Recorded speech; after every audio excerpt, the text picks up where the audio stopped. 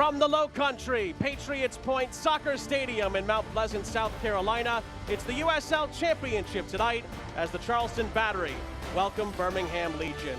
Alongside the coach, Eric Dobransky, I'm Sean St. Jacques, happy to have you with us. Let's dive into players to watch for both teams. Our Soccer 5 player to watch for Charleston is Wilmer Cabrera. Yeah, that's one way to welcome yourself to your new side, score a game winner in the opener, presents such a unique attacking threat. Regardless of where he starts on the field positionally, he has high-class awareness and can occupy various spaces at various times in the attack. And on the other side of things, for Jay Heaps in Birmingham, Samuel Shashua, certainly a player to keep an eye on for the visitors. An electric player who complements both sides of the field, terrific ground coverage, on the ball, mixes the simple with the complex, can settle games down, but also ramp up the tempo when needed. Going to be a very intriguing matchup between these two Eastern Conference rivals. Let's head over to Izzy Sullivan to discuss his two major milestones for the Battery. Emilio Icaza hitting 100 appearances, and Coach Ben Pierman closing in on 100 USL Championship wins. The Charleston Battery have a couple of major milestones heading into the next couple games, and they come from two of the club's most important figures. First off, midfielder Emilio Icaza is on the brink of reaching 100 appearances with the Charleston Battery. He comes into this game with 98 caps, and with that, he's already made history, surpassing Chris Allen for most appearances on the current roster. Since coming in 2023, Icaza has been a solid, reliable presence in the midfield, and now captain, so that mark for him kind of seems inevitable. On the sideline, head coach Ben Pierman is reaching a milestone of his own. He also sits at 98 career wins in the USL Championship, and that's not even including cup games. And what stands out even more, 60 of those wins have come right here in Charleston since he took over in 2023, highlighting how impactful his tenure here has been. When I asked him how meaningful it would be for him to reach 100 USL Championship wins, he told me it's not about individual achievements, but it is a strong indicator of working hard, trusting the process, and the amazing opportunities this sport gives us. So as the Battery take the field tonight, of course it's about result, but it's also about two amazing members of this club coming one step closer to cementing their place in the club history. I think that music is a kind of magic. As a therapist, I have seen firsthand what music can do. And because of my lottery-funded life scholarship, I was able to go to school and turn my passion for music into a career that helps others. And that is pretty magical too. Better support means a better South Carolina. And a better South Carolina means a better you. Return to the field. Score the winning shot. Beat your personal record. Team up with MUSC Health Sports Medicine for all your sports-related injury care and rehabilitation. MUSC Health is the official sports medicine provider for your favorite local teams. From semi-pro athletes to weekend warriors, our sports medicine team provides state-of-the-art injury prevention, treatment, surgery, and rehabilitation for athletes of all ages. Go where the pros go. Schedule an appointment today.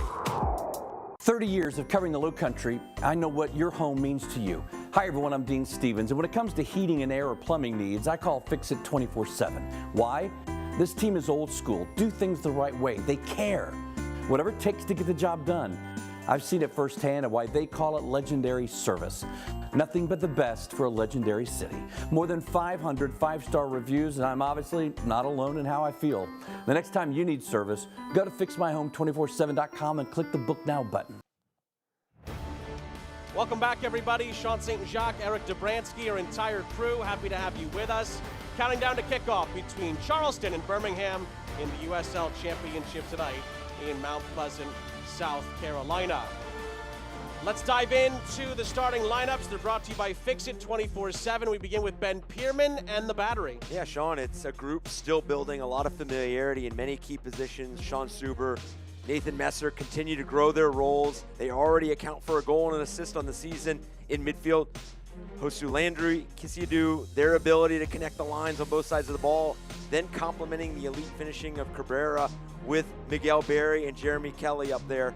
It'll be a threat, a sustained threat for Charleston Battery and Ben Pierman, but still a lot of fluidity and a lot of cohesiveness there to build on. Quick turnaround for them after the Open Cup win against Florida Badgers midweek as well. We'll see how Ben Pierman and the Battery look after that. Pretty clean week for the Birmingham Legion under Jay Heaps. Here's the starting 11 for the visitors. Yeah, attention goes to the relationships and the combinations in the attack. Yet to score a goal in the young season. Tyler Pasher's involvement, the space he takes up underneath the front line. I also think that we'll see heavy inclusion from McCartney and Daly. They'll need to utilize the wide areas on the ball to stretch Charleston and a lot of those attacking sequences for Birmingham Legion. We'll see a very interesting matchup between these two. Look back at the recent history between these two Eastern Conference foes. Charleston are unbeaten in their last 7 meetings with Birmingham home and away in the USL Championship. The last Birmingham win over Charleston in the league was July 9th, 2022. It was a 3-0 Legion win here in Patriots Point. So Birmingham would love to put some of those numbers to bed here tonight. Look back at the first couple of results for Birmingham. Like you mentioned, Coach, no goals yet for Birmingham, but they feel like they're getting closer to where they want to be from an attacking standpoint.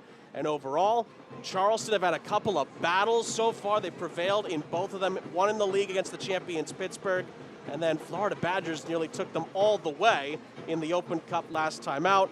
Colton Swan winning it for Ben Pierman's men in stoppage time. Looks like it will be Birmingham getting us started. They'll be going from left to right. Battery, of course, are in their classic black and yellows. Birmingham are in their road whites with the blue trim and the red numerals.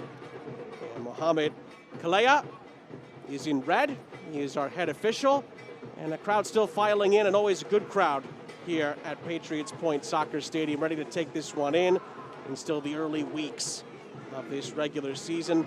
How much will the midweek fixture impact Charleston in this game? And of course, from a Birmingham perspective, not having to play in the Open Cup, how will that impact the game as well? There is going to be a delay. We've seen that in the first couple of weeks of this USL Championship season. Once the delay concludes, we will have the official kickoff here in the Low Country.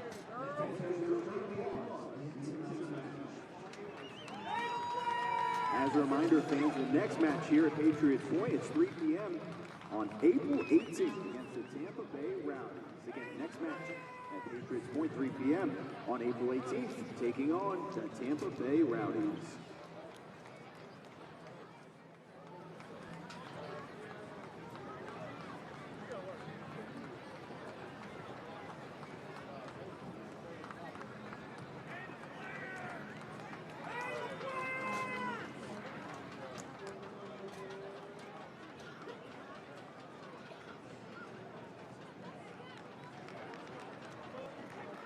Ready to roll here in the Low Country. Sean St. Jacques, Eric Dobransky, our entire crew. We are underway from Patriots Point Soccer Stadium, Mount Pleasant, South Carolina. That's dumped out of play, and it will be a Charleston throw on the far side. Let's take a look at tonight's injury report. It's brought to you by MUSC Health. Alec Hughes, Chris Allen, those are more from the early parts of this season and the preseason, still not available for Ben Pierman's group. For now, Birmingham have none reported at the moment, maybe a couple bumps and bruises here and there. But for the most part, Jay Heaps has just about everybody available tonight. And Charleston are on the front foot here in the opening minutes of the game. Physical challenge on the edge of the area, cutting down the arriving Nathan Messer. Progressive start for Charleston Battery, able to pick up the ball high up the field, drive into space, and this is kind of some of the subtle details and familiarity that you start to grow in with a season is when do you release? When do you climb the field? When can you introduce yourself into the final third? You see Nathan Messer, they're probably a step late in towards the 18-yard box, and something that Ben Pierman and his group, possession in the attacking half has been a quality that this team exudes game in, game out. And it's an interesting matchup because we're early in the season. We've talked about it. Birmingham did not have the midweek fixture. Charleston coming off, but there is still a lot of fine-tuning for both these teams, and you could use either the time or the reps playing in different ways. So which one comes out firing on all cylinders and which can kind of play on that front foot, as we already see Charleston Battery with that possession in the attacking half, which we're accustomed to seeing. But now how does that translate to chance creation? Nice layoff here. The shot is blocked. Landry tried to pick up the pieces, but Birmingham, well, tried to leak out with it. Poked back for Graham Smith and company to recycle for Charleston.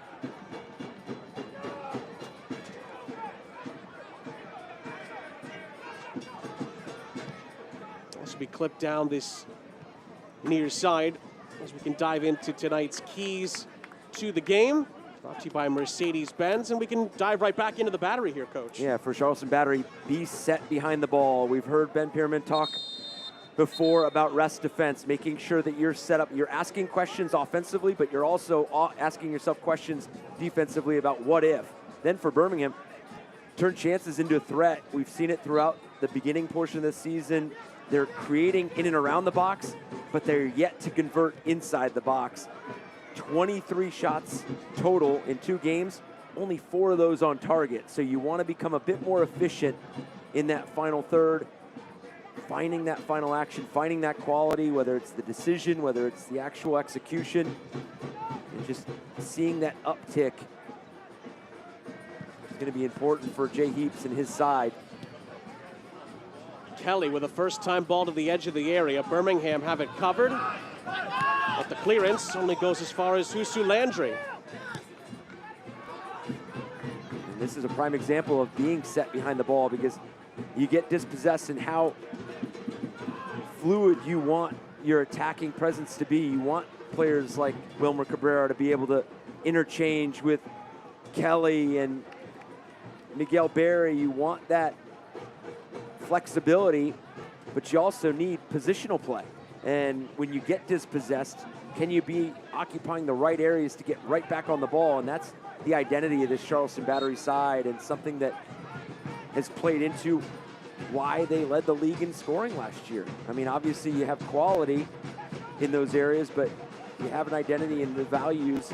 We see Ben Pierman to lead the league with 62 goals last season. By the way, now with Danny Cruz's departure to MLS, Ben Pierman is the longest tenured coach active in the USL Championship, if you can believe that. Saw there, it's his 4th season with Charleston, has guided the Battery to a USL Championship final. And has had multiple deep playoff runs with Charleston, although they were eliminated in round 1 last year to Rhode Island. It's played onto this near side for Birmingham. Tyler Pasher flared out to the far side. Infield for Shashua. Now at the outskirts of the penalty area, Birmingham trying to probe their way through here. They get to the byline, and the cross into the middle is caught by Luis Zamudio.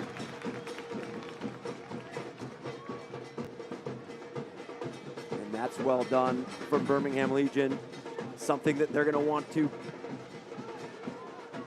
grow into as this game wears on, the ability to get proper representation in and around the box.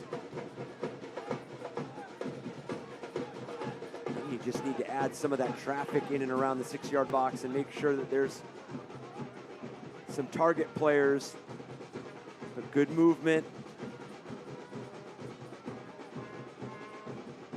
It's interesting, we talked to Ben Pierman about the issues that Birmingham are going to pose to Charleston today. And he said there's 2 players in the USL Championship that just scare me, in his words, because they can take over a game. We'll get back to that in a second. That was a really good ball to cross. Nobody from Birmingham was on the edge of the 6. That'll go out for a corner. He said Mishi and Galena from Hartford. And he said Tyler Pasher from Birmingham, by the way. Yeah, Tyler Pasher just has this innate ability to get himself on the ball in some of the most dangerous areas, and he's just so decisive with his actions, and that just adds an air of unpredictability when you're defending him. Now for Charleston Battery to defend this corner. That's right at Zamudio. That alleviates the Legion pressure for now.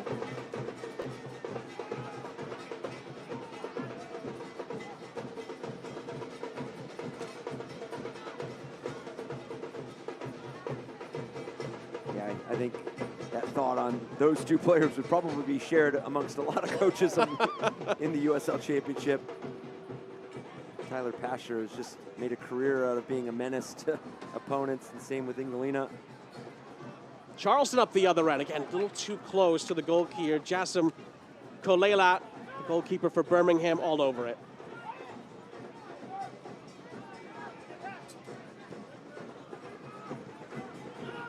Landry will reset back to Zamudio. We see this line of confrontation from Birmingham continue to extend itself. You did wonder how they were going to come out and attack the Charleston Battery side because they didn't play the midweek match. But you are playing on the road. So you're playing in an environment that, you mentioned it in the open, Patriots Point always gets an electric atmosphere. They always get the crowd behind them. So do you kind of come in, do you feel out the first 15, 20 minutes, kind of get your footing into the game, or do you go after it? This is Kelly. And Jeremy Kelly had a hit, but it goes off target.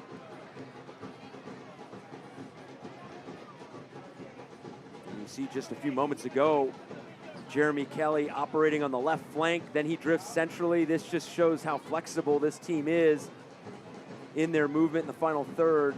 He elects to take it from distance. He did have a teammate out in the wide area, but these are the options that they're going to present themselves. Now it's on them as individuals to make that play, and movement is something that opponents have to deal with. Again, the Battery maraud forward here. There's numbers either side. Cross into the middle. Get a first-time chance, but it ricochets out from Messer. And it's a loose touch. And Kissiadu.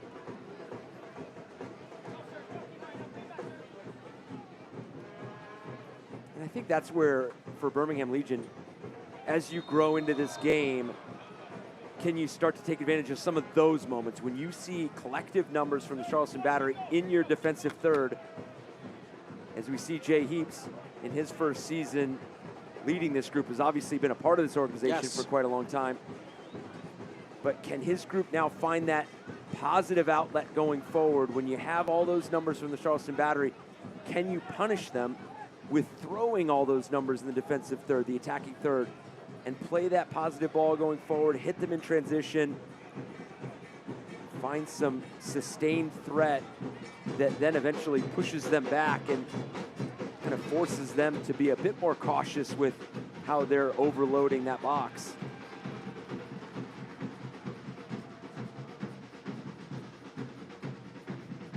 It's going to be a Charleston throw on the far side. Douglas Martinez will take it.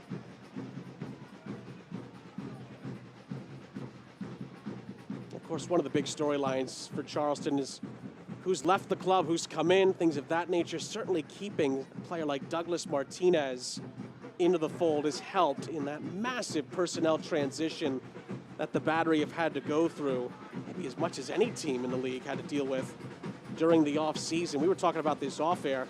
Seemingly in every phase, the attacking group, the midfield group, and the defensive group, massive players coming out, but incredibly talented players coming in to try to fill some of those roles for Ben Pierman.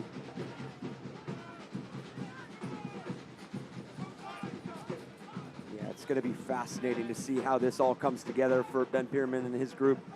As you mentioned, some key departures, but some loud additions, and some additions that just provide a different profile and a different look from what we see from the Charleston Battery side, but also add to the already sturdy identity that this group showcases year in and year out, and performs at such a high level in both boxes. So, but there is a piece to the attacking side where when you lack space, these decisions have to be sharp, the movement has to be sharp, and how does that all come together? That foul goes against Birmingham. Former Indy 11 star Romario Williams picks up the foul.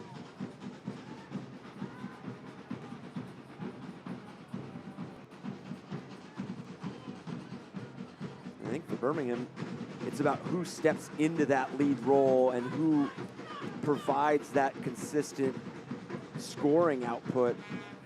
And yes, numbers, scoring in totality over the course of a season, but also just being that threat that opponents have to key in on, that possibly week in, week out, you're providing some space for others, you're providing some opportunity for others. Bring in an experienced player like Romario Williams, international experience, draws the foul there. Did really well. Graham Smith takes him out, and Graham Smith, former USL Defender of the Year there, caught out by Williams and gets yellow carded.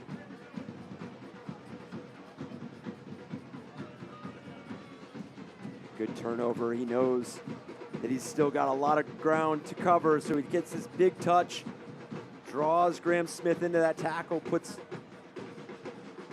the center back on an early yellow, and you have a physical player like Graham Smith. Now he's got to be very thoughtful about everything that he gets into from here on out. Tell you what, Graham Smith was also a bit lucky. There was some cover behind him. Williams could have been away there. That's the first thing you look at, is what's behind you and what support he had. And luckily, at least two defenders sitting behind him. And fortunate just to be a yellow card.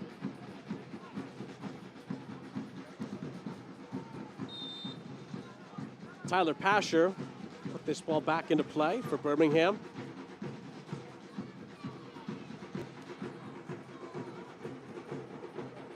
Talked about some of the storylines for Charleston. For Birmingham, even with the great Mark Briggs in charge, they could not get to the playoffs last season. And I know for that club, for that organization, for those fans, it's another season of disappointment for them. They expect to be in the playoffs, if not making a deep run, just about every year.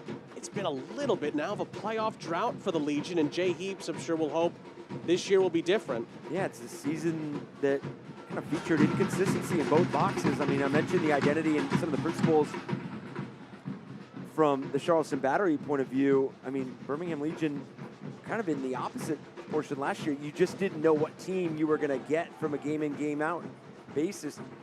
36 goals scored, 50 goals against, which was third most, tied for third most in the league, and then only 4 clean sheets. So it was inconsistency on both sides of the ball. So that's something that with Jay Heaps stepping in, we mentioned his familiarity with the organization. He automatically brings that identity piece because he's been here for that time and knows what this team would like this team to look like. That stood up into the middle. Charleston gets some headers on that to get it away. This is Kelly trying to lead the Battery in transition. And I think as teams prepare for the Birmingham Legion, they're going to understand that this is a team that's not going to beat themselves. Defensively, they are going to be difficult to break down. They are not going to give you anything. You know, I mentioned they haven't scored yet this season, still beat early, but they've only conceded once. Near side, this is Messer to the byline. Cross into the middle towards Barry. Clever juggling here. And then the shot takes a deflection and goes out for a corner. A little glimpse there of what Miguel Barry brings to the table for the Battery. Yeah, the question for opponents is who do you key in on? You have Wilmer Cabrera, you have Miguel Barry, you have Jeremy Kelly. I mean, you have late arrivals from Kisiadu. You just have so many options. Clever turn and take there. In the corner. And you can get players like Sean Suber up there. He already scored in the opener, actually against his former team.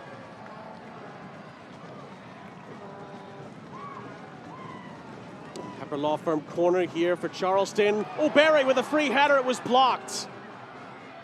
Still up for grabs here. Smith, oh, it pinballed around. And the whistle sees the referee point in the opposite direction here. It's going to be a free kick for the Legion after Charleston nearly snuck that through somehow. Well, if you're not going to be able to keep your mark in Miguel Barry, at least get the block, and that's exactly what Birmingham Legion do. Drop into coverage, make sure that there's no opportunity for that to sneak by, but still was not quite clear of danger immediately.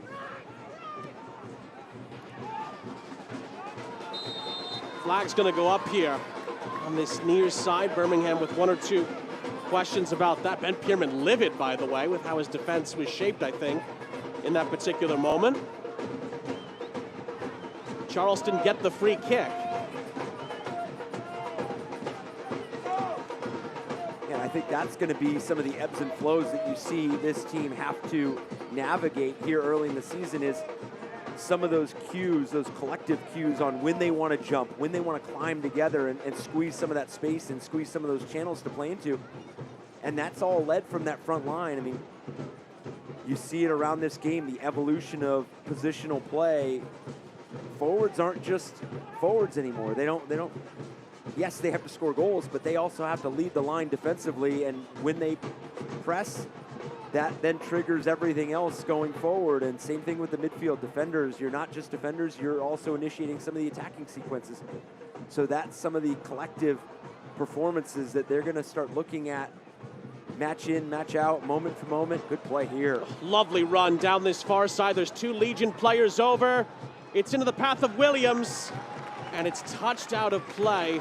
Critical defensive intervention from Sean Suber at the expense of a corner.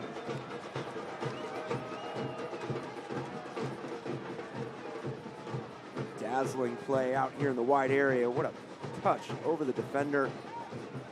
But this is going to be moments where Birmingham want more from this moment. I mean, they've got good numbers. They've got Charleston Battery facing their own goal and just unable to produce anything on frame. That was former Revs 2 star Gavork Diarbian, who another player that Ben Pierman said we really need to crack down on in this game. We just saw a glimpse as to why. And he's back on it here, crossing this into the middle. Oh, it was nearly a free header again. Suber and company defensively getting in the way and sending it out of play.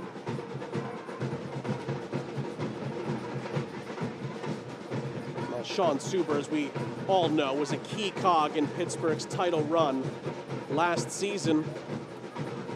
You can absolutely see why Ben Pierman brought him in. Just those kinds of moments where you need to make a quick decision, and Sean Suber gets both of them absolutely spot on. Meanwhile, Amir Daly, two men on him. It's played infield here. For the probing Shashua, who keeps on going here for Birmingham. It's a wonderful run. It falls for Williams. And the shot is just wide. Couple of good chances there from the Legion in as many moments. This is the multifaceted approach that Birmingham Legion can appeal to, and we've seen it 2 games in. We just haven't seen it pay off, but they could do it with their range passing-wise, but they could do it on the dribble. Quite electric, quite dynamic in a lot of those moments. They can move defenders. They don't need a lot of space to get a shot off. A lot of the players, and we saw it with Mario Williams there, he didn't need a lot of space to get that close to frame.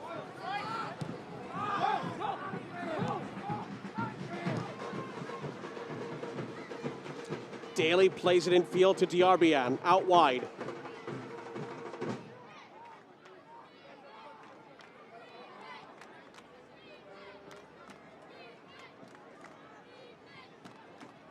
Lovely interplay again, little layoff for Diarbian. Nobody there for Birmingham to really aim at. And Charleston scramble it out of play for another corner. Birmingham staying on the front foot here. Yeah, when you're that decisive and that ball is popping off your foot at the rate it is right now for Birmingham, you notice Nathan Messer that there wasn't a player behind him, but when it's that quick and it's that decisive, you have no choice but to make a play like that.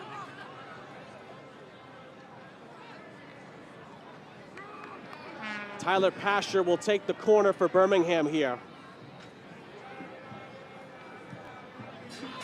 Flips it towards the far side edge of the 6. The header is going to bounce out of play here. It's a goal kick.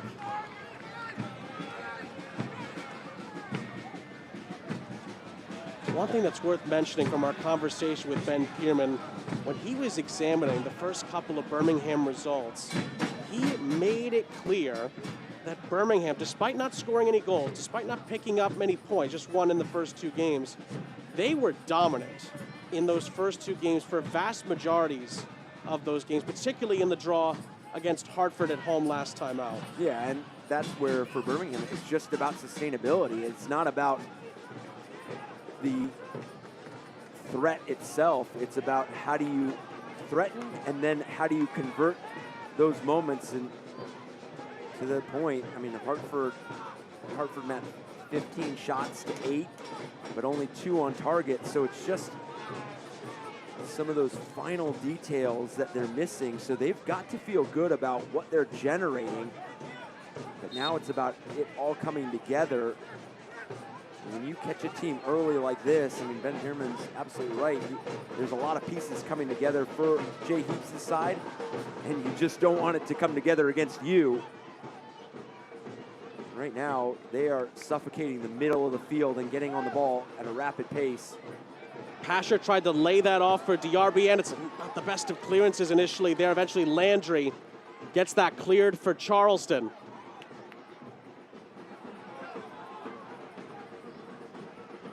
This is Laurent Kissiadou, dispossessed. Joshua, brilliantly done for Birmingham. Tries to free up DRBN down this far side. Gavork DRBN cutting in for the shot. Saved, rebound, deflects in, off the bar. And Romario Williams has given Birmingham the lead with their first goal of the season. How about that? You cannot say Birmingham don't deserve it, and they lead here in the Low Country. And as they have gained footing in this match, they have become ruthless with this ball entry. As soon as they get back on possession, they look forward, they find DRBN in that space. Mario Williams sitting in that soft spot right in front of the 6-yard box, able to get a touch on it. And we've seen it the last few moments, the heavy involvement of DRBN in that wide area, that clever touch that unlocked some space going forward. He's found a matchup that he's going after. Mario Williams there to tuck it away. And the first goal for Birmingham Legion of the season. It's also Romario Williams' first goal for Birmingham as a player. What a time to get it. It's also Romario Williams scoring against his former club, played for Charleston during the 2016 and 17 seasons. He comes back to haunt his former club, if you will, tonight. And Jay Heaps' side finally gets some reward for all the dominant play we've seen from them at times this season, and they have a valuable early lead on the road. And as we've seen, they've let their defensive identity lend itself into themselves opening up this game offensively. Here's Cabrera.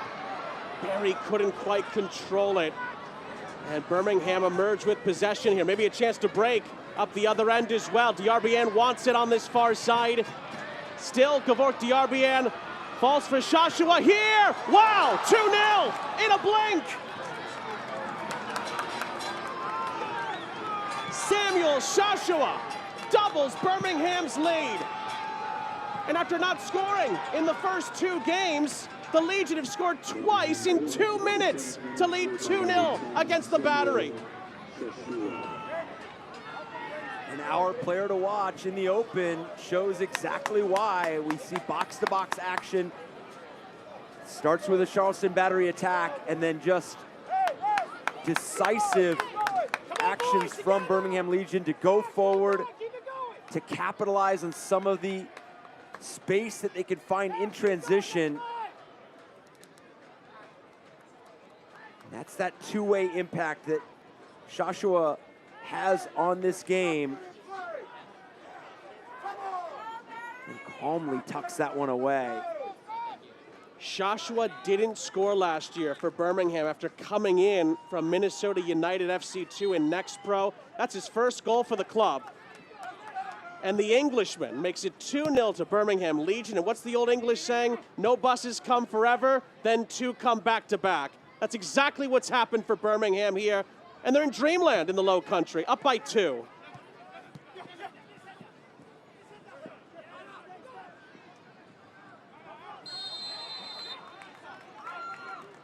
That was such a clinical transitional move from Jay Heap's men. And all of a sudden, Ben Pierman's boys have their backs against the wall before a half an hour has elapsed. And I was about to say, for Ben Pierman's group, early in the season, the first time they trail, and I was going to say that when it was 1-0, and now you're down 2, but still so early, so you could chip away at this. You have the potent attack in terms of your chance creation. You haven't had a great look thus far. You've had some half chances. Obviously, the Miguel Berry opportunity on the corner. A couple chances from distance from Jeremy Kelly, but besides that, have not had a breakthrough inside the 18-yard box. But for Birmingham, again, credit to what they are doing defensively that is leading into moments like this. Awkward header by Graham Smith. Here's Gavork Diarbian again, leading Birmingham forward. Landry tries to track him down and fouls him on the far side. Free kick for the Legion, who are just having their way here at the moment.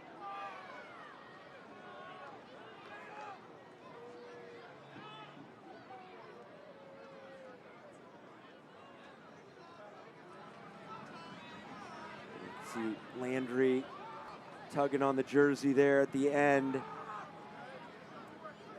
This is where you're going to test not only the tactical part of your game, but the mentality of your group as well. You can see a lot of the Birmingham Legion bench pointing at their head after that second goal, making sure that mentality-wise that they're staying on point. They're continuing to stay sharp in what they're doing. They're up 2-0, but continue to go at it. It'd be the same for Charleston Battery. Okay, you've conceded twice, but stay on task. Nice turn by Kelly. Kissiadou. Lovely distribution out to the far side. Charleston looking for a response here. Cabrera, a little too slow to get there. Not the best of clearances, however. Berry helps to win this back. Still a chance here for Charleston. Kissiadou. Landry lets the shot go. It's deflected back towards Messer on the near side. Messer crosses this into the middle. It was nearly a free header. Cabrera just couldn't quite get his feet right. It went over his head, and Birmingham are able to get the ball back.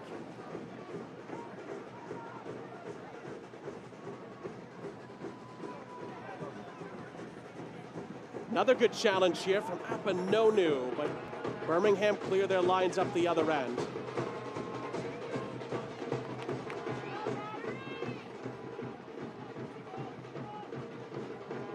Battery matches are the perfect place to make lifelong memories with your friends and family, your group of 10 or more. Enjoy discounted tickets, exclusive on-field experiences, private hospitality areas to catch the match, and more. Visit charlestonbattery.com to learn more and plan a memorable night at Patriots Point. Oh, what a save that is! Kuleilat denying Miguel Berry. The Spaniard had a free header. Still a corner for Charleston on the near side. Good patience here on the delivery. It lets that space open up. You know, when you have the time and space, Miguel Berry is going to find it. It's going to be an important corner for Charleston Battery here. Can Charleston have the deficit? Oh, black shirts really flying to get after that. Martinez back into the mixture here. Kissiadou's header is going to be headed away. The referee may have spotted something here. Away from the play. Two players are down, holding their head away from the action. It's a possible head injury. Referee's right to stop it here. Absolutely. And very difficult coming together for both these players.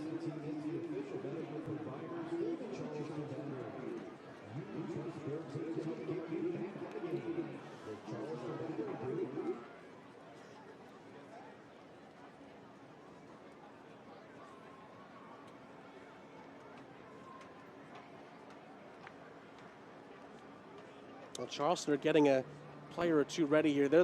There's the look, I should say. Douglas Martinez was trying to head that back into the middle and certainly got the worst of that head-to-head contact, quite literally. Both coaching staffs are in the worrisome mindset at the moment.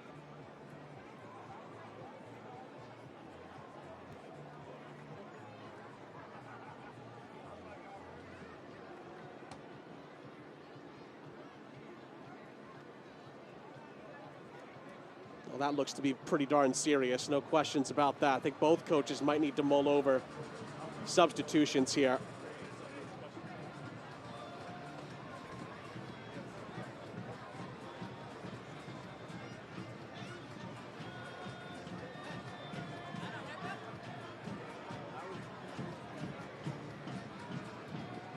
No, that is never a good sight to see. Both teams, you can see the hand gesture there that Birmingham are going to probably need to make a substitution here.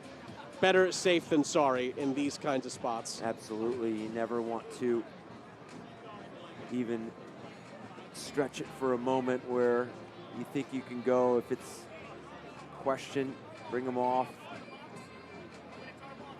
Always be cautious in that situation. And just like these two teams are, take your time with it. I mean, make sure you're not only getting the proper evaluation, but for the players that are coming on, you're getting players that were not prepared to come on. They're having to get a quick warm-up. They're having to get ready at a rapid rate where let them get an appropriate kind of run through. But you just, thoughts go to both these players and hoping that they're okay tonight and in the long term to continue.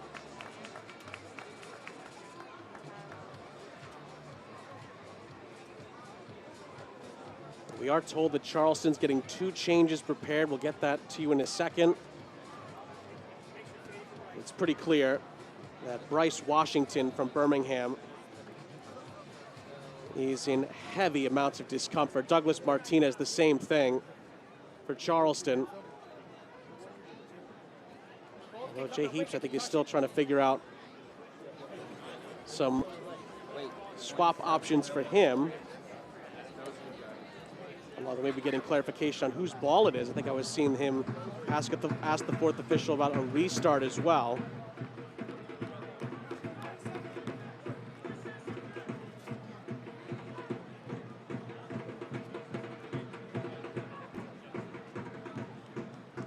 We are waiting word on all of that as well. Charleston looks like I've prepared at least one of their 2 changes here.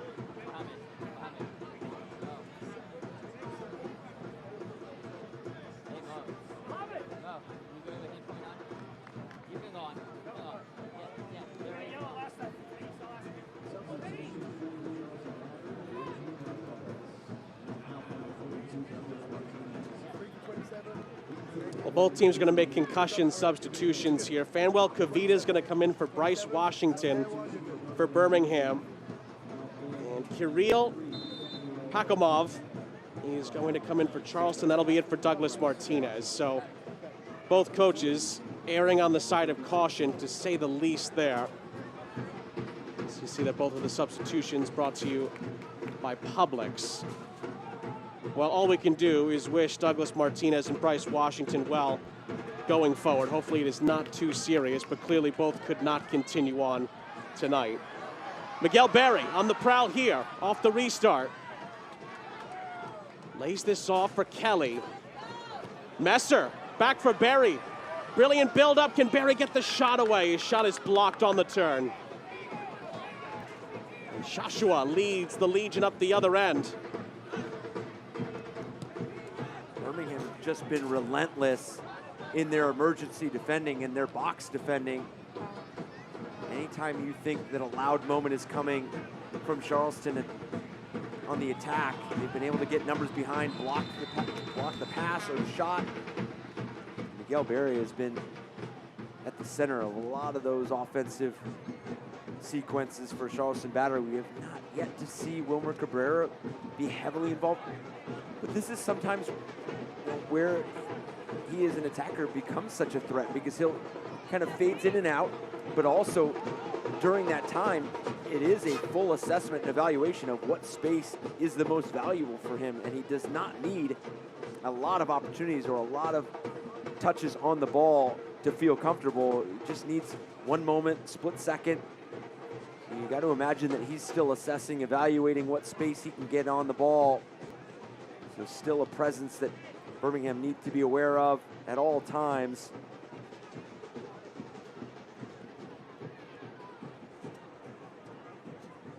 Landry down the line. It's played infield. Kisiadu. And played back out to the far side. And a shovel towards goal by Cabrera. Kolelat makes the stop for the Legion.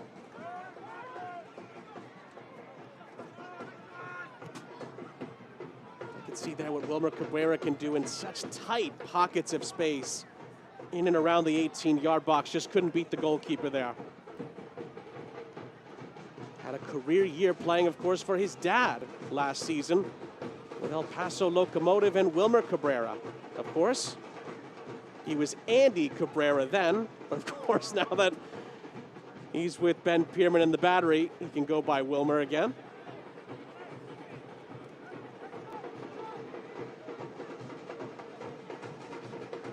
Well, that's a poor feed by Kavita, gives it right back to Charleston here.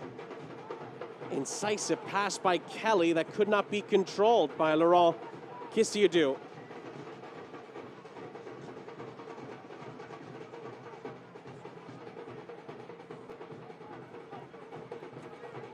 Played square for Antwi, played back to the back line, and a Birmingham reset.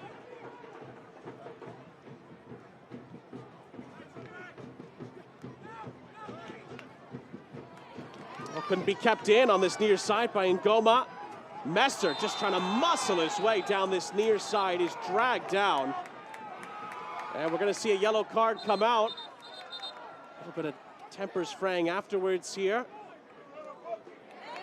And I believe it's going to be, is it Daly or is it going to be Ngoma? I think it's Ngoma who's picked up the yellow. Yeah, and rightfully so. He rides Nathan Messer all the way down that sideline and eventually tugs him down, trying to minimize any sort of threat that Charleston Battery have in that sequence. And that's where for Birmingham, they want to see out this 5 minutes. They want to make sure that they're going into this break with this 2-0 advantage. You're feeling good offensively. You've got a lot of players involved. Make sure that your defensive structure stays sound to close out this half.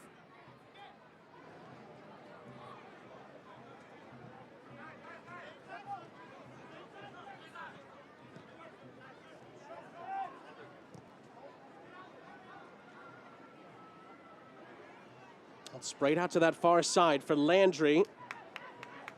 Cutting infield is Cabrera, and he gives it away to Romario Williams. And Williams can't do much with it. He's swarmed. Charleston controls with Nathan Messer. Kisiadu. Kelly on the turn. Lovely ball out to that far side. First time ball into the middle. Barry. Kisiadu. Oh, what a save. Kolelat again. Bails out Birmingham. Oh, that was a vicious strike from Kisiadu. Kolelat with another big stop. Charleston still have a chance to get on the prowl here, and they'll win a corner on the far side. And that's the second big save that he's had in this half. Obviously, a couple other big interventions, but that's so difficult because you're taking a look central. Your focus is on, is there somebody that I have to be concerned with in that moment? And then you get all the way to your far post and you still got to come across and make a save. What a half he's having so far. Kolelat doing his best Matt Van Okel impression in this first half. Charleston still have the corner. It's punched away by Kolelat. Volleyed back into the mix. It's popped high into the air. Kolelat surely fouled in that moment, and the referee's right on the scene. Free kick for the Legion.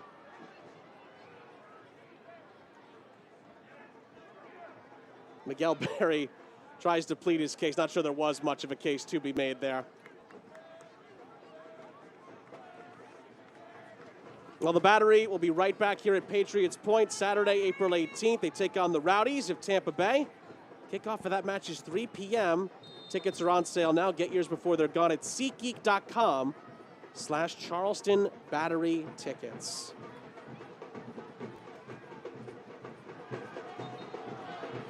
Games are certainly coming thick and fast at the start of this season for all teams, really, as a foul's given there. It'll be another Legion free kick, a chance to possibly add on to their lead for Jay Heap's side. And we're going to see that balance that they want to present. Do you go after and see if you can get a third before the break? Williams will try, No. but it's wide. That answers that. Or do you just want to make sure that you're sound in your defending, and at least you're going in with a 2-goal lead? And I've been impressed with how this Birmingham Legion side have played. They've grown into the match, and they've made Charleston Battery work for a lot of those second and third actions offensively, because you know that they're going to make you move. You know that they're going to make you suffer a lot without the ball when they're on the ball in the attacking half. But if you could put yourself in a position where they're having to almost reset or be denied those second and third actions on the ball and make them difficult, it's difficult to break down. This is a good ball in. Could be another chance here for Charleston, looking to get one back towards Kissiadu. Good climbing header away. Charleston can still recycle it with Pakamov. It's back into the middle. Again, Birmingham slammed the door shut. Out for a Charleston throw. But that right there is case in point. You get a good ball through. It opens up the wide area. But you accept that you have to defend that service now. And you get good numbers in the box. And you make it sort of casual clearance. And you know that you're going to have to be reset. But it's very well done from Birmingham thus far. Charleston still on the front foot. We're into 6 added minutes at the end of the half. It's clipped into the middle again. Birmingham are well positioned. It came out towards Suber. And then it's touched away from Pakamov, and a chance for the Legion to break in transition here. It's played forward by Ngoma, controlled by Husu Landry. Pakamov out to this near side. Time and space from Messer.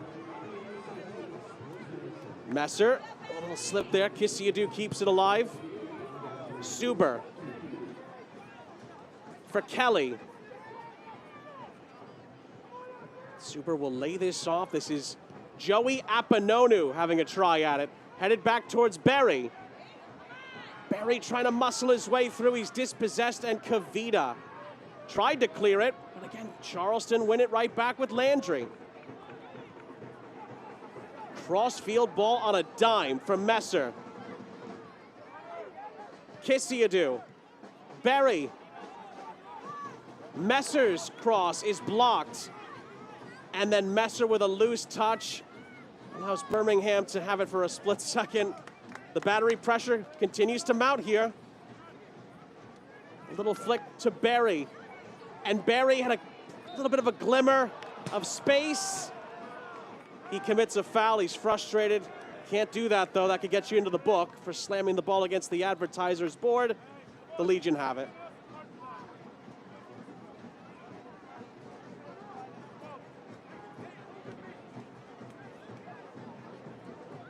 Now the likes of Daly, Kavita,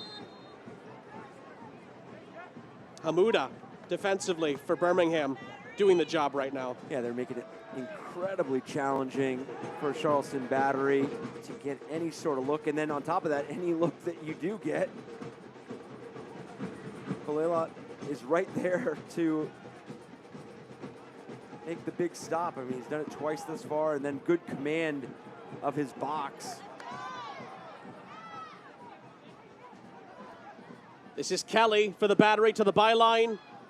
He's going to run out of room here. More brilliant defending from Birmingham. And that's what you're seeing a lot of, is Birmingham is okay with Charleston taking that space. And although for all of us watching, it looks like the Charleston Battery are flooding numbers, which they are. They are good at getting collective numbers in the attacking half. But Birmingham is giving them the wide areas, knowing and preparing to deal with some central space and some of the characters and profiles that they have in those attacking areas.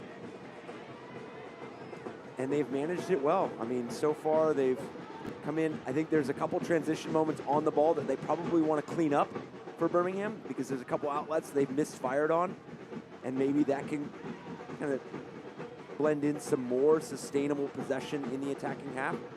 But besides that, their second wave of defending and their support has been spot on thus far.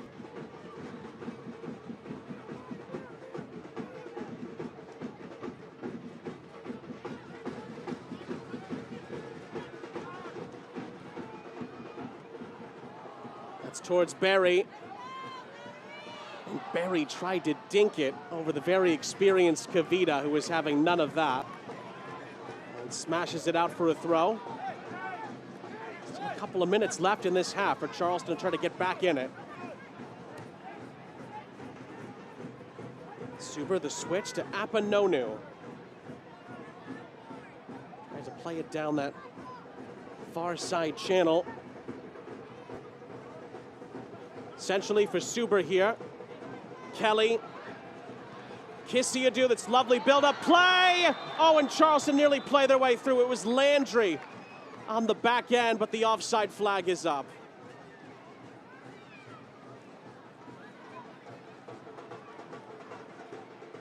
And I know this ends with an offside, but this is going to be a sequence that Ben Pierman, his group, and these players are going to have a discussion about, because this is more of what you want to see. Because yes, you're getting some of the wide areas in some of the initial build, and even when you're getting to the byline, but it is in the wide areas. If you can get more of that play in those half spaces inside the 18-yard box. We've seen it with Wilmer Cabrera. He had a tough angle on that shot, and then no representation from a teammate on that far post, probably midway through this first half when he had that shot on goal. But can you generate some more of those opportunities where you're going at goal, but you're in that half space, you have some more options, either to take yourself or drive that ball across the face of goal. Those are going to be some of the spells that they want to present to Birmingham more often.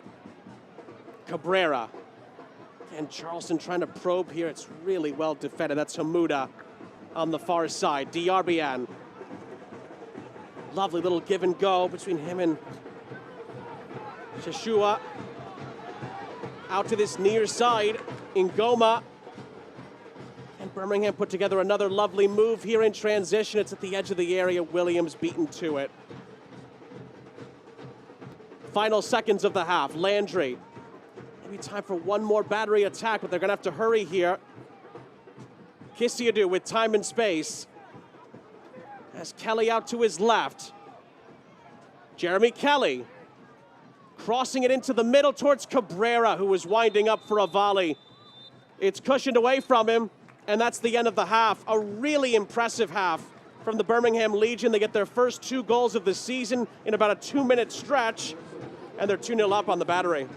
For Birmingham and Jay Heaps' side, stay aggressive going in the second half and let that defensive posture stabilize that aggressiveness. And for Charleston Battery, second and third actions on both sides of the ball are going to be important going into the next 45. What kind of response will we get from Ben Pierman's battery in the second 45? How will the Legion handle a 2-0 lead in the second half? All those questions and more will be answered coming up at the half. 2-0 Birmingham here in the Low Country. The Legion finally getting rewards for their great attacking moves this season. Can the Battery bounce back in the second half? We'll look around the rest of the USL Championship after the break. Halftime in the Low Country, and the Legion have a 2-0 lead.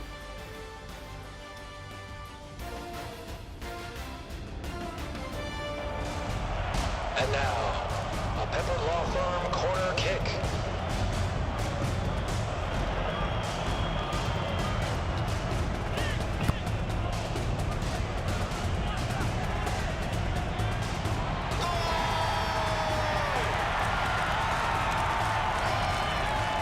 The Pepper Law Firm is a proud sponsor of the Charleston Battery, where winners win.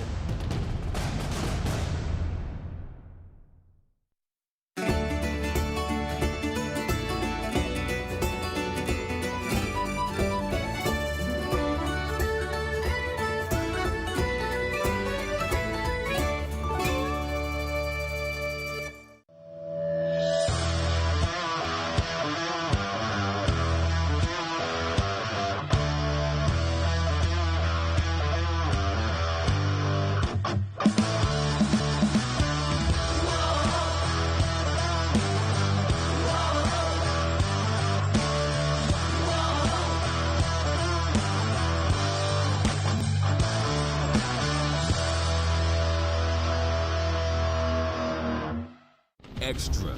It changes the energy on the field and off. It changes the expectations. You're gonna be great. It changes the game.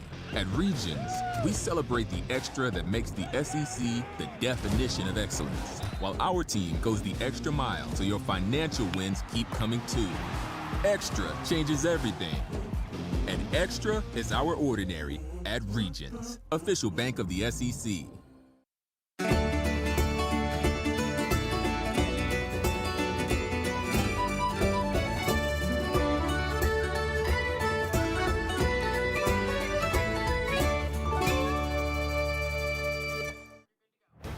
Halftime in the Low Country, 2-0 to Birmingham over Charleston.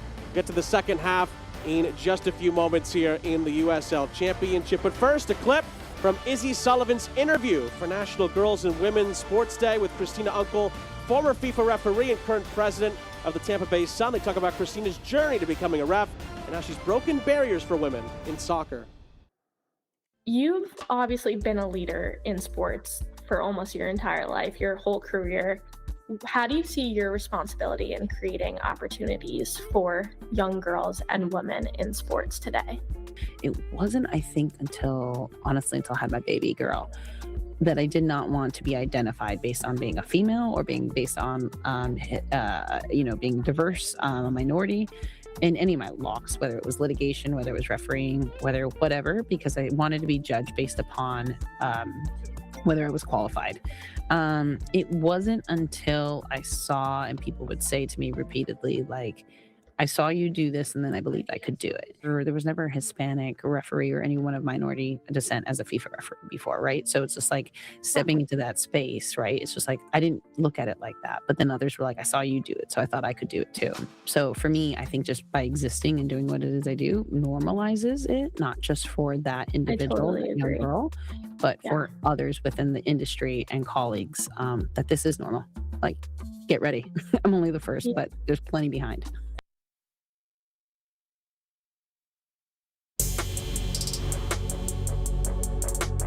As we embark on another long journey to USL titles in the Championship and League One, contenders are now joined by even more contenders.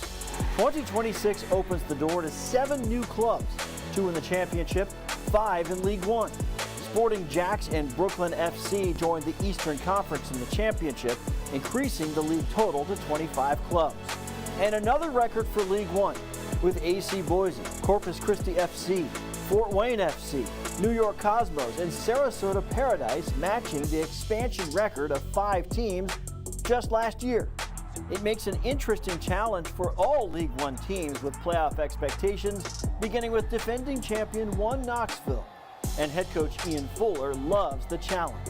What is different this year about preparations for expansion clubs, which means more travel, more talent coming into the league? Yeah, you have to be ready for anything in this league. Yeah. Almost every league in North America is like this. You're going to have expansion teams, a lot of different players. We've got a lot of new players, and we're going to face a lot of new players in the league and some new clubs and some new venues. It's kind of just the trickiness of this league. Do teams coming in just because they're new doesn't mean they're at a disadvantage against, well-oiled teams like yours? No, certainly you've got coaches that have coached in the league and done really, really well come in and with expansion teams. So, you've got a lot of players that have played in the league and played in higher leagues. You're going to have some really difficult opponents, even though they are expansion teams. Last season, FC Naples finished 4th in the League One standings, one of 2 expansion teams to make the postseason. A tough task for new clubs this year as League One grows to 17 clubs. Oh, what a strike!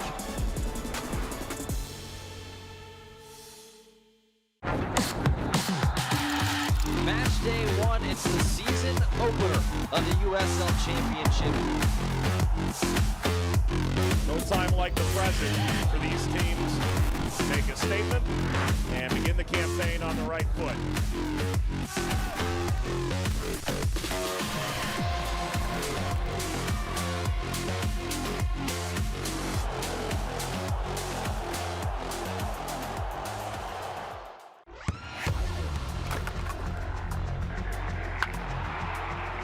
We all have goals. But let's be honest. Most of us aren't going to be professional athletes. But if your goal is to finish your degree, we can help. Come to a university that puts your goals first. Bellevue University, your partner in finishing goals.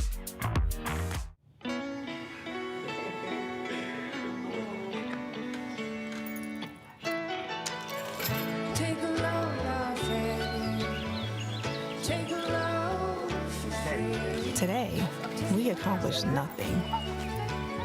I mean it, not a thing. And it was kinda everything. This spring, stay 3 nights and get a $50 Best Western gift card.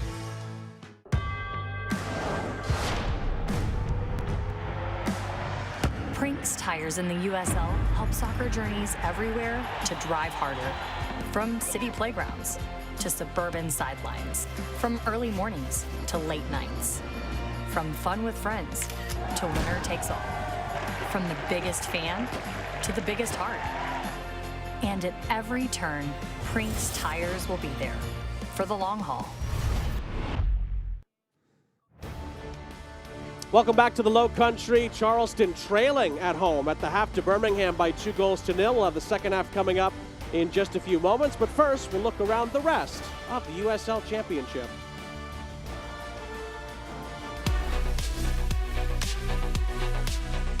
It is halftime at the USL Championship. We hope you're enjoying your match so far. I'm Dan Lucas inside the USL studio with a look at some of the headlines for this week.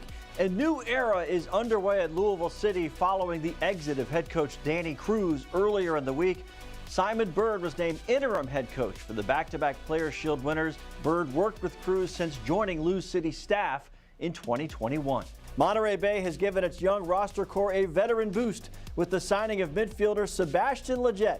33 appearances for the U.S. men's national team during a successful pro career. Lletget subbed on during Monterey's Week 2 match against El Paso Locomotive. Well, the season is still young, but the hot starts are standing out already. How about Rubio Rabin? 3 goals in 2 matches for El Paso. The Oakland Roots off to a 2-0 start under new head coach Ryan Martin. They had never done that in their previous 5 years since joining the championship. And goalkeepers Anthony Siaha of Hartford Athletic and Danny Vitiello of Sacramento Republic each kept clean sheets through the first 2 matches of the season. Spanish broadcasts are coming up soon on 2DN. Wednesday the 25th, Lexington SC hosts Brooklyn. Then Saturday the 28th, Detroit City hosts Charleston Battery. That's a look at the headlines for this week. Let's get you back to your match for the second half.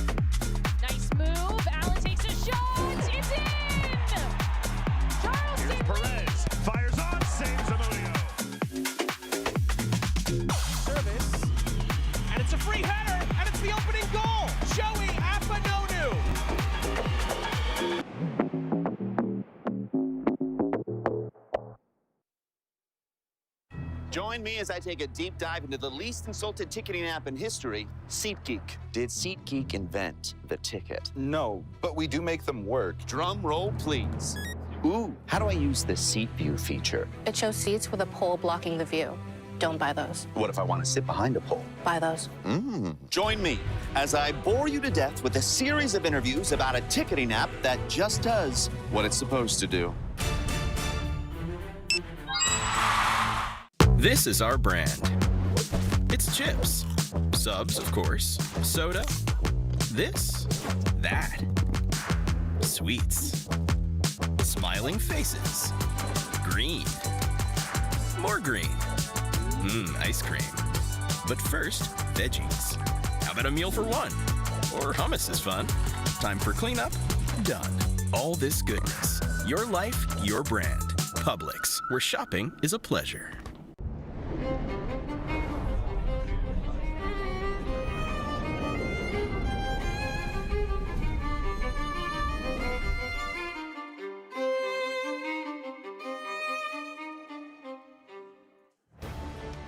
Sean St. Jacques, Eric Dobransky, your entire crew, happy to have you back here with us in the Low Country. Charleston 0, Birmingham 2 at the half. Still a big second half to negotiate here at Patriots Point Soccer Stadium. Let's look back through the first 45 in our first half highlights. And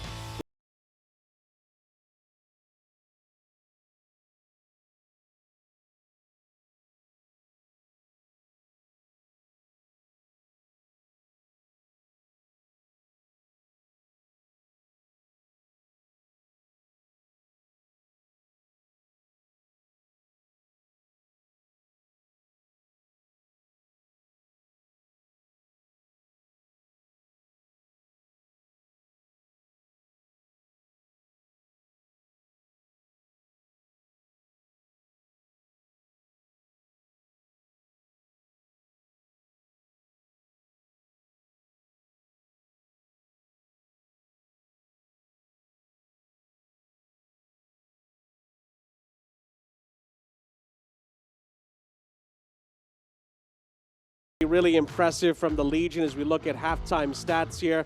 Charleston did outshoot Birmingham in total shots. Shots on target were even, but Birmingham were razor sharp at transition. Yeah, and this has got to be the efficiency that Jay Heaps and his group are happy with. 6 shots, 3 on target. Obviously a lot of opportunities to go forward, and a lot of them that we've talked about in the first 45 where they feel like they probably misfired. Possession numbers, we figured they'd be in the Charleston Battery favor, a lot of that in the attacking half. But now can they find that final product? That's going to be the key for the Charleston Battery. Those truly stats show you as well. Graham Smith on a yellow card for Charleston. Serge Ngoma on a yellow card for Birmingham. We'll keep that in mind going into the second 45 as well. And both teams had to have a concussion substitution in the first half as well. Bryce Washington, Douglas Martinez, both relieved as well. And both hopefully will be okay moving forward. Again, it's a full slate tonight in the USL Championships. We look at these scores around the league brought to you by Breeze. How about Miami going to Loudoun? They get a valuable early point there. It was a slugfest in Kentucky. Louisville outlast Rhode Island by 4-2. J.J. Williams red card in that match as well. Big storyline there. To your point, Cano Smith was sent off as well for Rhode Island. Indy are leading, Hartford are leading. Yeah, Hartford at Brooklyn FC, up 2-0 at the break. And then you mentioned it, 0-0 for Miami. That's a big result away from home, obviously looking to bounce back from their opener. And then Indy 11, same thing. I mean, looking to kind of put this complete performance together against Detroit City, who had a terrific match last time out against Brooklyn FC with that 3-0 win. And then Indy 11 trying to finish that game out. Obviously still have a long way to see it out. Tough for Rhode Island as well. Back-to-back games. They've dropped points in both of them at the start of the season. Does look like both teams made at least one adjustment at halftime. We'll get to that in a moment as Charleston will kick us off here in the Low Country. They'll be going from left to right. Again, they're in black and yellow. Birmingham with a 2-0 lead. And those blue kits, the gray on the front and the back.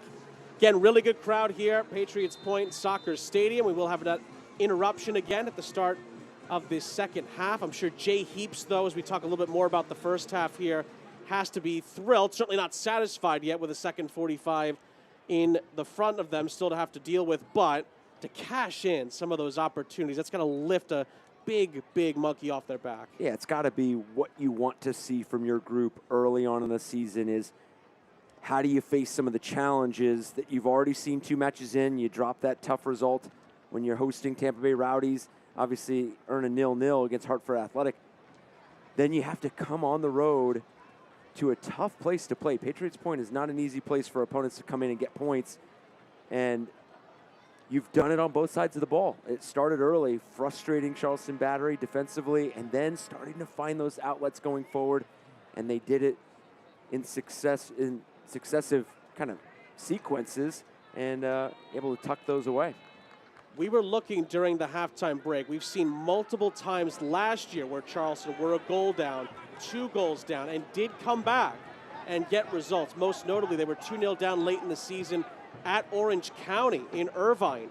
And Ben Pierman's men came back and got it to 2-2, almost won the game, and got a point. So it is within Charleston's capabilities to get back into this game, even with a new deck of cards here this season. Can they find a little bit more continuity in the final third? Yeah, last year in their second matchup, Birmingham took an early lead. They took a 1-0 lead 6 minutes in. Charleston Battery came back and won that game 2-1, but that, again, only being a 1-goal deficit back in October 25th, 2025. So this being a completely different scenario, and you've got to feel like momentum feels completely different as well. And I know the stats and the numbers can be something that you look at and you go, wow, the possession numbers. But for Birmingham, what they've done in some of those sequences and some of those moments offensively has been tremendous and lethal in itself, and something that they're going to want to continue to build off of and build confidence from. We have gotten confirmation on the changes for you. Colton Swan and Emilio Icaza both came in for Charleston, replacing Graham Smith, who was on a yellow, and Laurent Kissiadou as well. Those were both brought to you by Publix. Jay Heaps made a change as well. Kadeem Cole came in for Serge Ngoma, who was also on the yellow. So the two guys we told you were on yellow cards. Both coaches not taking any risks. Both are out. And Birmingham are right back on the attack here. It's DRBN. Oh, and the shot is smashed over the top by Williams, who could have easily made it 3.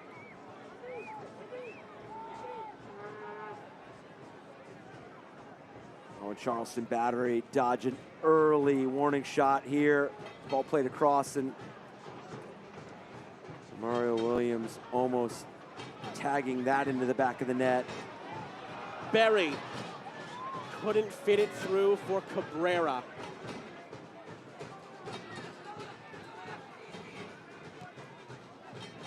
And this is some of the tinkering that you're going to be able to see from Ben Pierman's group. I mean, obviously, Sean Suber playing in midfield in the first 45. Now he slips into that typical center back role. Obviously, we've seen him play that midfield role since he's come into Charleston Battery, but he's been a stabilizing force as a center back for the Pittsburgh Riverhounds, obviously a part of that title-winning team last year. And then you bring in Icaza, you bring Colton Swan, who's coming off of a brace midweek in that Open Cup performance. So you make a couple changes and see how that comes together, because it just seems like this group has misfired in the final third, has generated a lot in possession, but when it comes to the most important aspect of it, just not had that positional play that they've been accustomed to.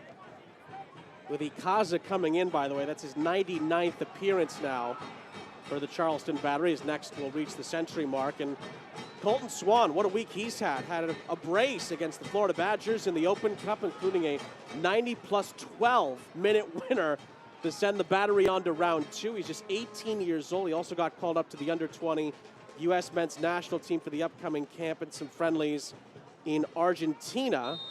He's had 4 appearances and 1 goal with the under-18 U.S. youth national team as well. Certainly a bright future ahead for him. Yeah, you already have the goal-scoring threats in Barry, Jeremy Kelly, Wilmer Cabrera, and then you bring in a player like Colton Swan, who's in rhythm and in form, coming off the 2-goal performance, has a nose for goal. It's going to add to this presence for the Charleston Battery that just need to chip away at this 2-0 deficit.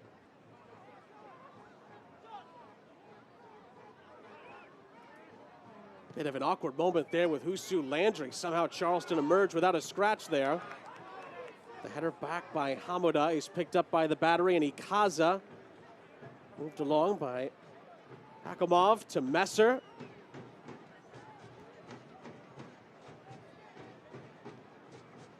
It's played back down the line.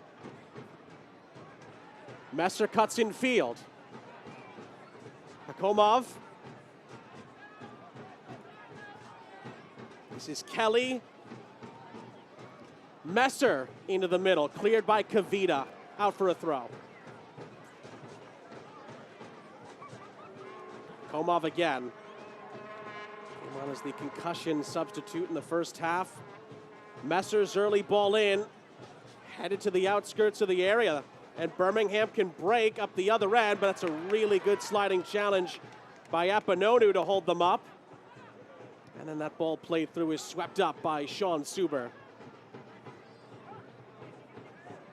Birmingham could stay on the front foot here. Here's Gavork Diarbian. What a first half he's had. Tyler Pasher forced to retreat to the halfway line. And Hamuda.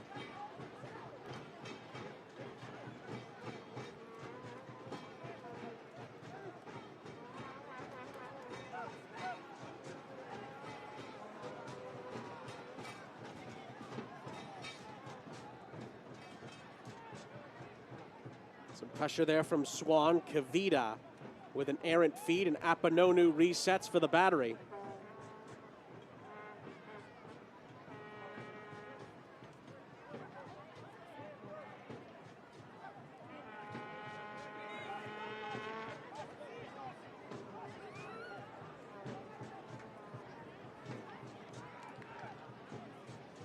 Kelly, lovely ball down the line. Messer digs out the cross. It's over Barry's head. Cabrera trying to win this back. Landry trying to slow down Diarbian. It's Cabrera who does well to stop the attack, but it is a Birmingham throw. It looks like Charleston, we're getting ready. A substitution here. That's going to be Landry's last act. So Landry is withdrawn. Langston Blackstock, another former Pittsburgh player, will come in for the Battery. Another Publix substitution as Kelly surveys the scene here. Another ball whipped into the middle over everybody's head.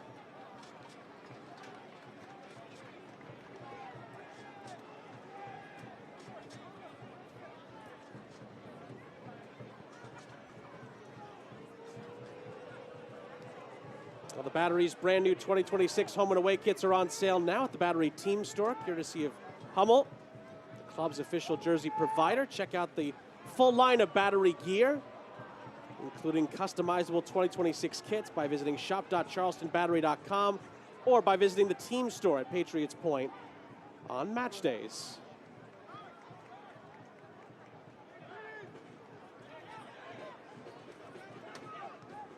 When we talk about the timing and familiarity that this Charleston Battery team are trying to build, especially a lot of new pieces, also starting to try to find some of that quality in some of those moments. We see Nathan Messer on the ball a lot in those wide areas, trying to ask different questions with the delivery, some floated ball, some direct, some far post, some near post. But getting on the same page with those is going to be so important, especially if a lot of your attack is going to be generated along that side. Now we see Blackstock on the ball here. Plays in Cabrera. Hakomov dispossessed by Dawson McCartney. Back for Blackstock and the Battery. Kelly tried to dink it. I think it was an intended pass too close to the goalkeeper, Kolelat.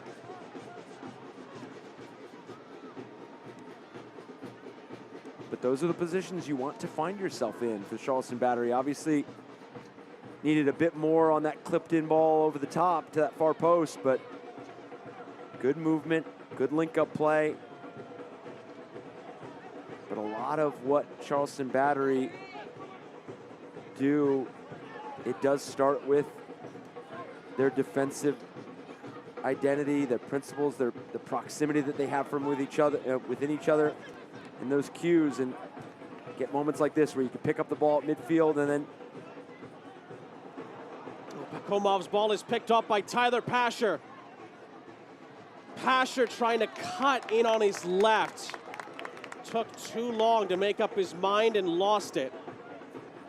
That was a real chance for Birmingham again to maybe put a nail in it here.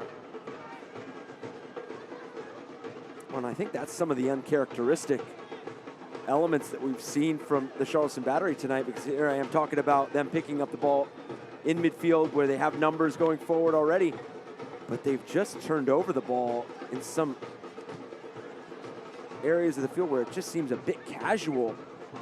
And they've kind of been getting some of these louder moments for Birmingham Legion. Now, again, I will continue to give a lot of credit defensively to Birmingham for the frustration they are leading Charleston into. Case in point right there. Kelly can't pick out a teammate. Too much traffic.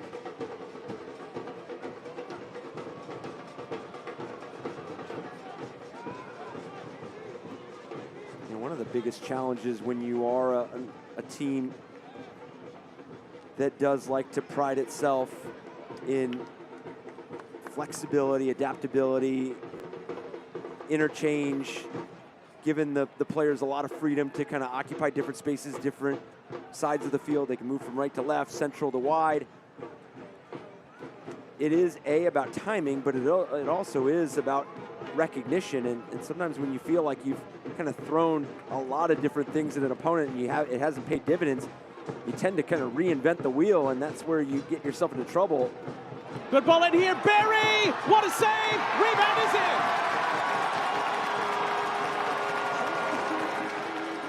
Well, Kolelat made an incredible stop, but it's the teenager, Colton Swan, who has scored his 3rd goal in 2 games this week. And the Battery are back in it. It's 2-1. Coming off a midweek brace, he knows the space to occupy. He knows that when you throw numbers in the 6-yard box, you're just waiting for this ball to fall. Good touch from Miguel Berry, good delivery. Colton Swan just picks up where he left off midweek, tucking the ball in the back of the net.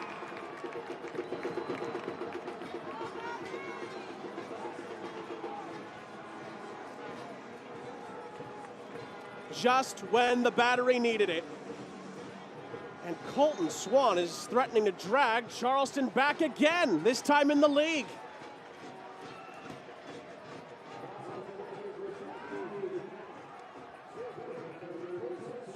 Well, how many times we talked about a 2-goal cushion.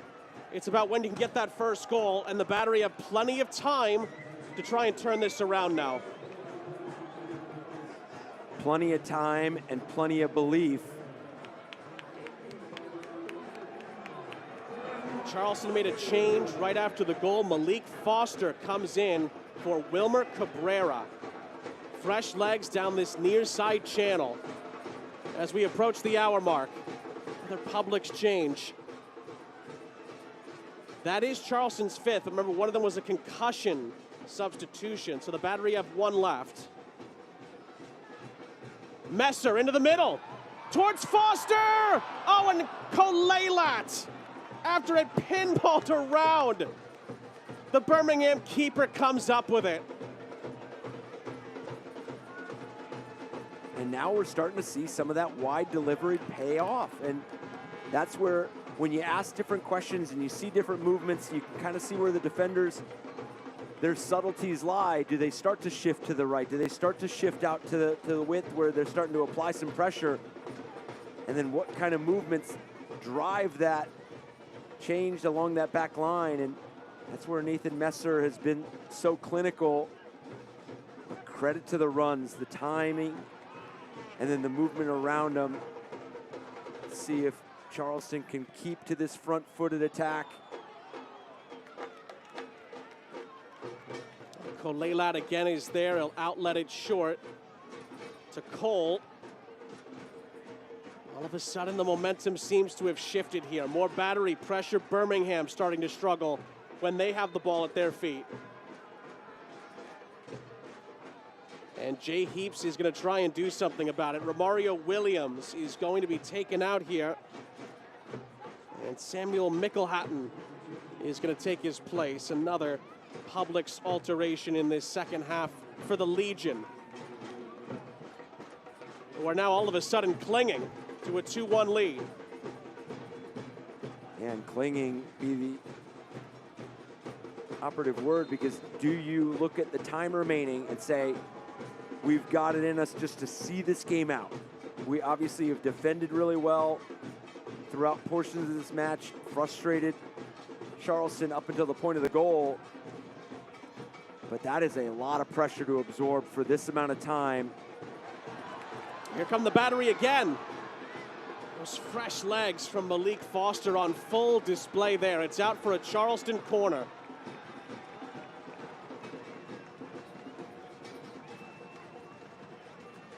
Corners are brought to you by the Pepper Law Firm. Foster, formerly of Colorado Springs and Indy in the championship. This is clipped into the middle again. Couple of Battery players to aim at. Some physical play in there. Goal kick. And when you score this early, not only do you have that belief, you give yourself plenty of time where you feel like if you can find the equalizer, then now you can go ahead and push for the game winner and go after all 3 points. A word there from the referee, I think, over time wasting here for Birmingham. Jassim Koleila told to get on with it here for the Legion. We did see 1 or 2 moments in the Open Cup where goalkeepers took too long, gave away corners. As Barry lays this off, Ikaza pirouettes. Messer surveys the scene. Pakomov. Ikaza into the middle, blocked away. Barry trying to pick up the pieces here. A sliding challenge from Mickelhatton. Now Kelly. Barry for Suber. Apanonu. The settle down for Kelly. Messer. He's had better deliveries, Nathan Messer, in this second half.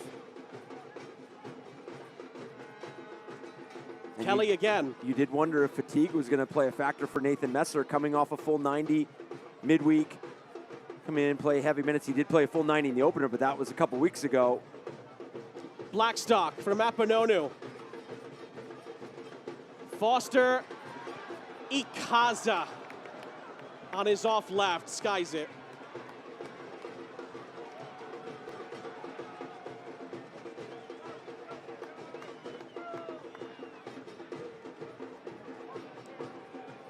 Oh, so many positives about that move until the end, of course. Yeah, always looking to upgrade for now. You don't have to force anything. Now you can continue to move the ball along and make sure you're picking the right opportunity because it is the quality chance.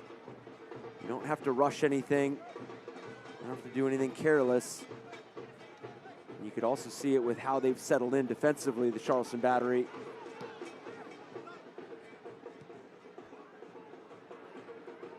Suber's clearance is won back by the Legion here. It's a lovely marauding run from Cole. Eventually, Apanonu steps in for Charleston. Ikaza up ahead. It's not the best of layoffs there, and the Legion are back on it. 25 minutes plus stoppage time left. McCartney can't fit it through. Played forward for Barry. Barry was held. Referee plays advantage here for Charleston. Can Barry keep on going here? He lays it off and then nearly gets it back. Foster, oh, it's cleared off the line. Blackstock tries to follow up. Foster on the byline. Oh, how did Birmingham clear that away? Foster tries to clip it back in. Charleston corner. It almost looked like at the last second, Malik Foster had pulled up and delayed the run because he thought it didn't go all the way through, but gets on the end of it.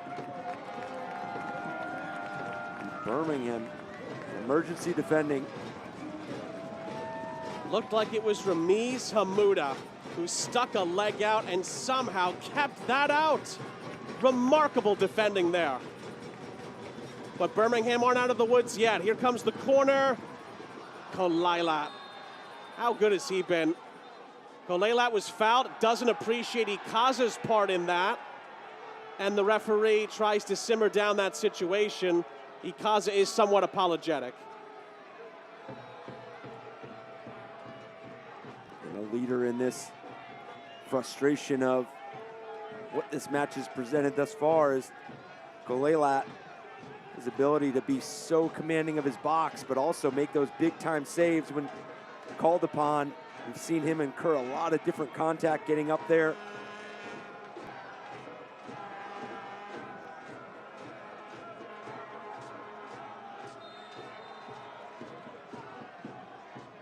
Kolelat clears it away.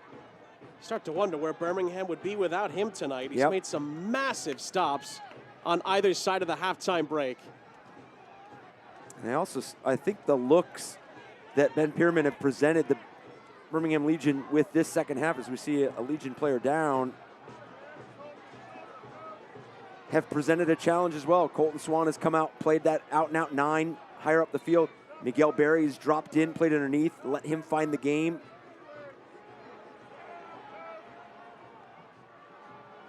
As if we haven't had enough injury problems tonight. Remember, Birmingham lost Bryce Washington in the first half. Douglas Martinez had to leave with a head injury for Charleston. Well, it's the man we just talked about, Hamuda, struggling a bit here for the Legion. And then shares a smile with Colton Swan.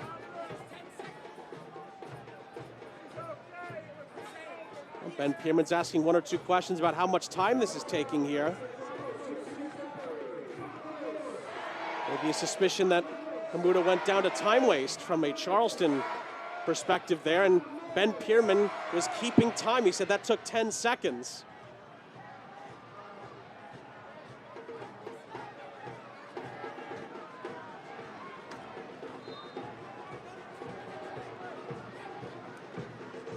Charleston do the sporting thing and clip it back to Birmingham, although Barry was certainly interested in that, at least for the moment. Foul on Blackstock here. Free kick for Birmingham, near side. Well, he hasn't had as much of the ball in this second half, but they have had a tough time dealing with the former Revs 2-star Gavork Diarbian. Yeah, made his presence known in the first 45, to your point. Has not had a lot of involvement here in the second half.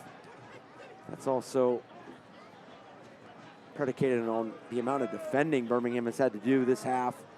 Not seen a lot of the ball, I've not seen a lot of spells. They've been on it. Really the only moment that kind of sticks out to us is Romario Williams' early opportunity in the second half that opened up the first few minutes. But besides that, it was Tyler Pasher's ability to get on the ball and that turnover at midfield for Charleston Battery, but have not been able to find some of that ruthless clinicalness going forward in transition that they did in that first half.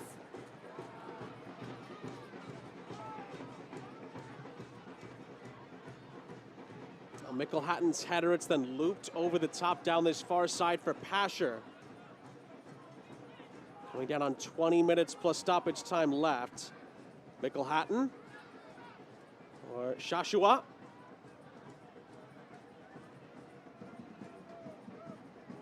Well, this is going to be the intriguing approach for Birmingham, is when do you pick those moments to go at, possibly try to find a third and restore a 2-goal lead, or just see spells of possession and say, hey, I can start chipping away at this time and see this game wear on. But the human element starts to creep in. Do you get too casual with a ball play? Do you get too laxed in a moment where now you give yourself up some space for Charleston Battery to expose? Well, that ball nearly trickles through here, and it does. Diarbian opportunistically picks this up for Birmingham. Diarbian lays it off, and Joshua can't get it out from underneath his feet. Another chance for Birmingham that they cannot capitalize on. Now Charleston can break up the other end. Numbers in the middle here. It's rolled to the byline. The cross into the middle is headed out by Hamuda. It's a corner for the Battery.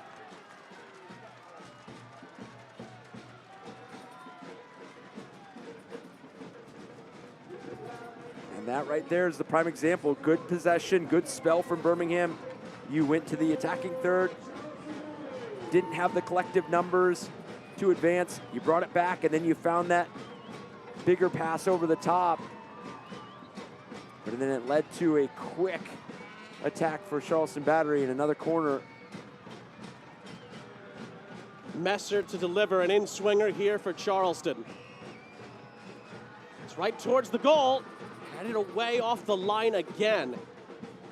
Messer picks up the pieces and glides to the byline. Another cross in. Barry nearly gets a piece of it.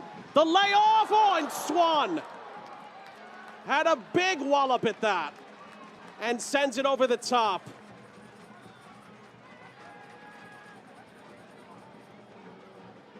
A lot of the times what gets you in trouble is some of those second and third waves off set pieces. Both teams have had chances at either end. Foster up ahead for Barry. Oh, a little pump fake there almost allows Birmingham to get themselves out of danger, or at least for the moment. Ikaza tried to step in. And then the referee brings it back, foul and a free kick.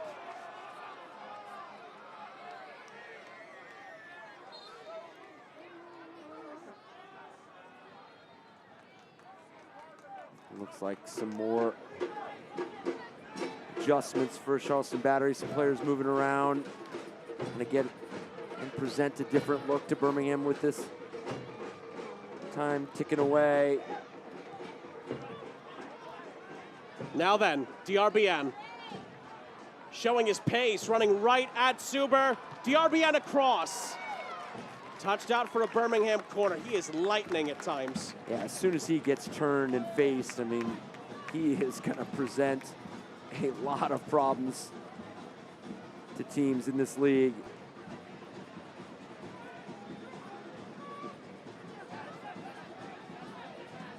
Well, Shashua is interested in this. Pasher stands over the corner. They're going to take it short, Birmingham. Shashua for Pasher. Goes to the edge of the area here. Michael Hatton. Well wide. It's a goal kick. It gives us time to tell you that Battery matches are the perfect place to make lifelong memories with your friends and family. Groups of 10 or more can enjoy discounted tickets, exclusive on-field experiences, private hospitality areas to catch the match, and more. CharlestonBattery.com is where you go to find out more and plan a memorable night at Patriots Point. It's been a memorable night already here tonight. Birmingham were 2-0 up at the half. Colton Swan has gotten them back to 2-1. And the Battery have 15 minutes to try to complete a 2-goal comeback. Lovely spray by Apononu to Blackstock. Blackstock into the middle. Was there a push in the back there? It's still up for grabs here. It's out for a corner to Charleston. Battery players still asking the questions over a penalty.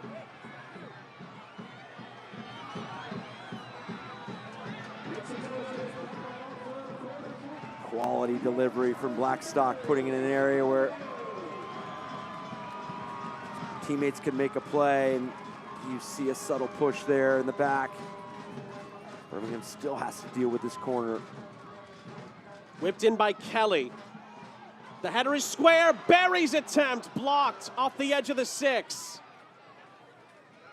Apononu whips it right back in. It's played across. Oh, and it's just wide. Ikaza was the closest to it. It stays out. And second, third wave of an attack. Sean Suber puts his ball across the face of goal. Just unable to get a touch on goal. That's all it needed. It just kept drifting.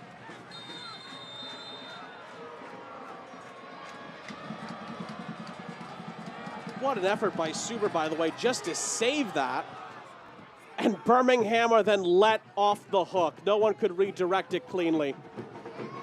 I think everybody, including us, thought that that service was already gone. Here's Barry back into the middle here. Right on the doorstep, it's a chance for Foster. He back heels it, and it's cleared away. He had 2 chances, Foster, to let the shot go. Took too much time over it. Ikaza, lovely skill. Plays it out to the far side. Messer into the middle. Headed away by Kavita.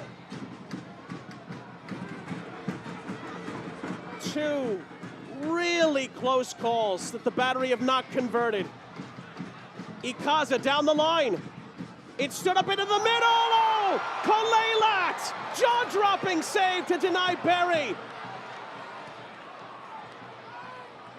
Jassim Kolelat is having a masterclass between the sticks. And again, the Battery are thwarted. Blackstock on the near side. First time ball into the middle here. Kolelat will punch it away. Oh, penalty! It's brought back for a spot kick. Birmingham are incensed here. Kolelat goes up for the ball in traffic. You wondered for a moment if he was going to get the foul. The referee's given Charleston a penalty. And there's a yellow card out as well. We take another look. Delivery put in an area where you see the takedown of Miguel Berry. Knowing exactly area he wants to put it and making Birmingham to make the play.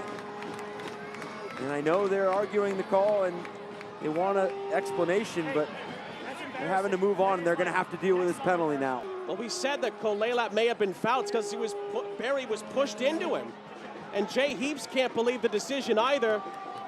But Charleston will get a chance to erase this 2-goal deficit from the penalty spot as the Legion continue to argue the issue.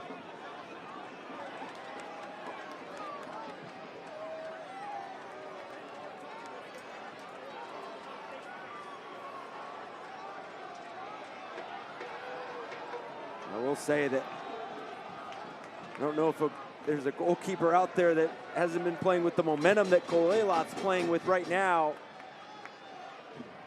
Wouldn't bet against him making a save here on this penalty take. But you have the class of Emilio Ikaza sitting over this ball. Ikaza scored 3 goals for Charleston in the league last season. It's his 99th appearance for the club. We talked to Ben Pierman about him earlier this week. He's been one of the leaders in this group. Kavita, by the way, was booked for his part in all of that for Birmingham. Can Emilio Ikaza hold his nerve from the penalty spot here? He can! Emilio Ikaza delivers! And Charleston, from 2-0 down, have come back to tie it with 10 minutes of normal time left.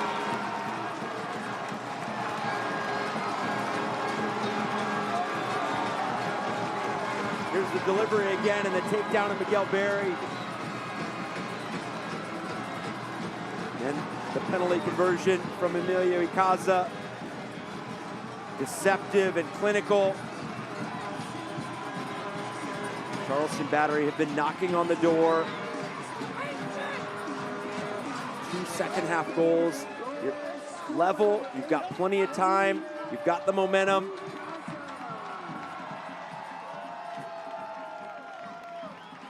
A captain's goal for the Battery just when they needed it. We talked about how Charleston did this last year in Irvine. They came from 2-0 down and got a result against Orange County. They've done it again here against Birmingham, but there's still 10 minutes left for someone to find a winner. Ikaza in the middle of all that again. Nakomov helping the Battery cause as well. Charleston reset with Suber at the back. And I know Miguel Berry is not on the score sheet, doesn't have an assist, but his work throughout this match has tested Birmingham. I mean, since Colton Swan's come on, his ability to adjust when Colton Swan wants to get higher and he wants to drop in deep, or vice versa, it has tested Birmingham in a lot of different ways, and he's occupied different areas throughout the attacking phase. Foster back across. And then a foul on Blackstock. That alleviates the pressure for now. Free kick for the Legion. And the referee has one or two words for Colton Swan.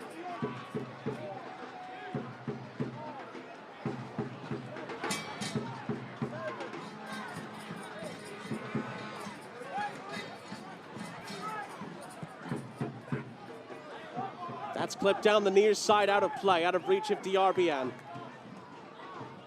Just while we have a second to take a break, what a game this has been. Birmingham were excellent in the first half. They took advantage of some of those big chances they had missed in the first two games. Jay Heaps and his side were really, really good.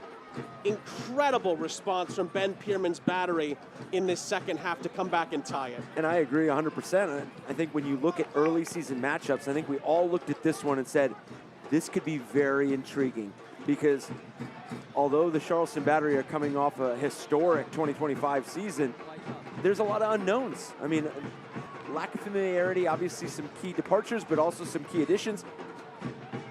Birmingham not making the playoffs there, but the ambitions have always been there. And you have a head coach like Jay Heaps, you know the identity. This falls for a chance. Foster, it looked like, tried to slither that through. It was blocked.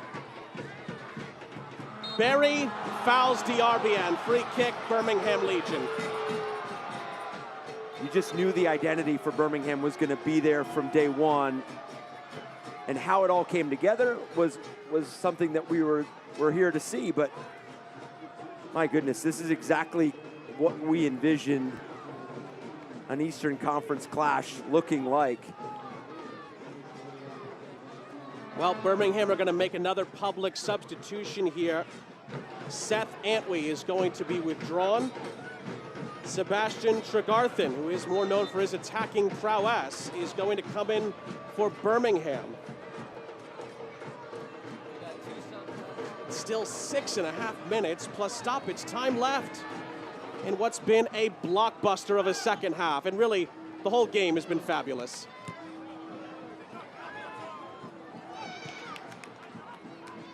Hatton trying to move that forward for Birmingham. He gets onto it again, finds Tregarthen out on the far side, who thinks better of moving it forward. And then Mikkel Hatton is fouled by Pakomov. It's quickly put back into play here. Shashuma. And then the cross into the middle. Nobody to really aim at there for Birmingham as it floats out of play.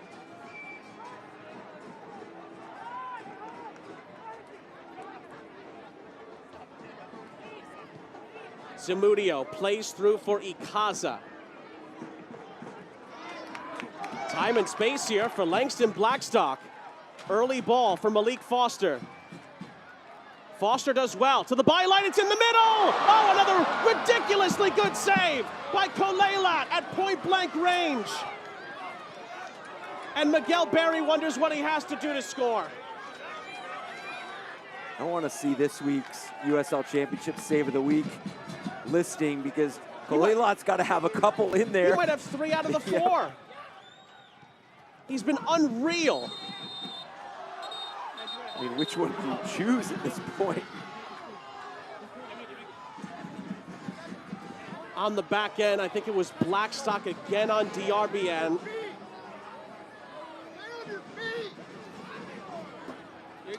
For the last couple of years, the referees have talked about if one player is getting fouled a lot, they are trying to crack down on those kinds of moments. The RBN's been fouled a few times in this second half alone.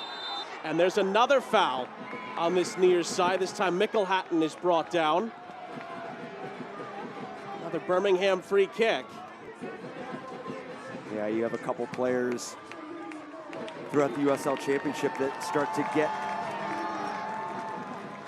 that reputation where you almost have to just be so close to them in proximity to bring them down, because, I mean, DRBN is so electric on the ball. I mean, you could see him being a problem throughout this season, and he's going to be somebody that is probably going to be in those discussions with referees in terms of watching how people defend him because of how elusive he is and how dynamic and explosive he is with the ball at his foot. So somebody that's going to incur a lot of different contact.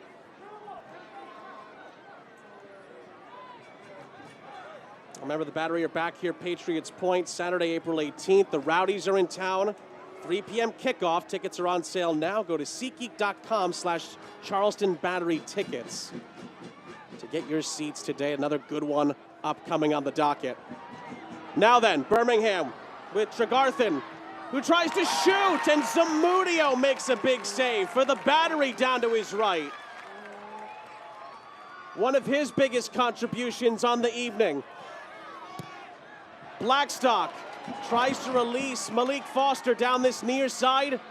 First time ball into the middle is headed away.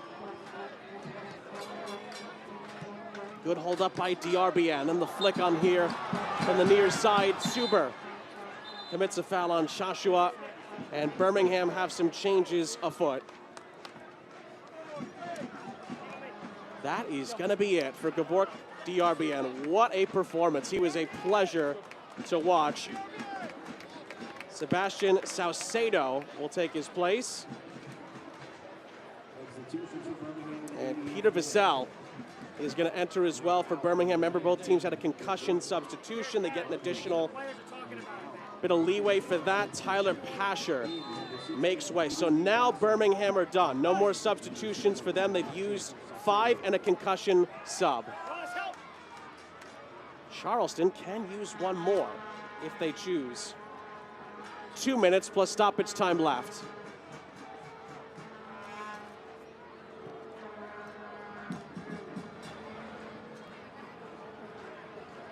Ball pinballs on that far side. Vassell wins the Legion a throw.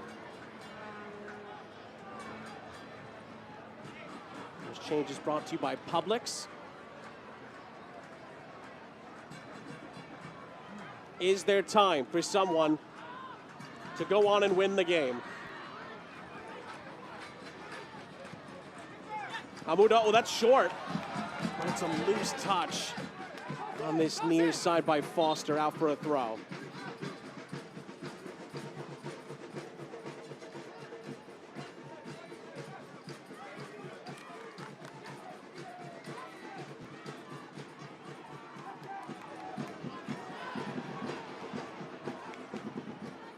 Shashua loses out to Berry. And then Berry is upended, but the referee says it's a clean challenge. On we go here. Vassell leads the Legion forward. Tried to slip it through. Apononu stops him. Then played square for Mickelhatton. Saucedo. And the shot is palmed away by Zamudio into the corner. Blackstock settles this down. Still some Legion pressure, so it's hoofed over the top. And settled down by Kavita. It's played down the far side. We're well into the 90th minute here. We're told there's going to be a pretty good chunk of stoppage time on the back end.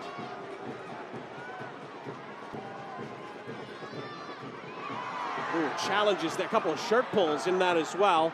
Referee lets it go. Legion move this forward with Shashua. And then it's overrun by Saucedo, dispossessed. But Birmingham still have it here. It's one back. Shashua tripped up. Free kick for the Legion as we're into 6 added minutes. And this being in prime position for Birmingham to tee up something special. Not seeing a lot of the ball in the second half. Now, they didn't see a lot of it in the first 45, but obviously effective in a lot of those transition moments. This is going to be something that Jay Heaps and his group are going to want to get a clean look at goal and at least create some chaos in and around Zamudio. Looks like Peter Vassell is going to take charge over this set piece here. Just came on a few moments ago. Like you said, Coach, Jay Heaps has a couple of options here. He could have him play a pass in behind looking for a header, maybe a redirect in front, or could put all the chips in the middle and go for goal.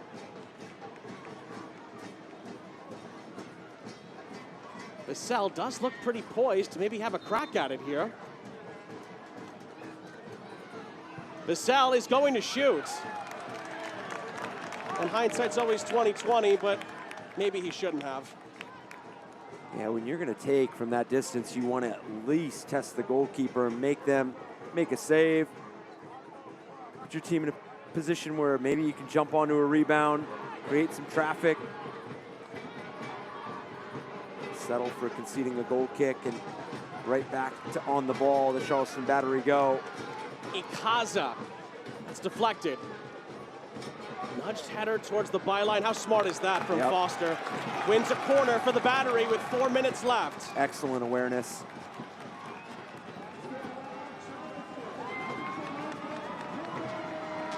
Well, that is high football IQ, some veteran savvy there from the Jamaican. For law firm corner, Nathan Messer. Charleston trying to really complete the comeback here in stoppage time.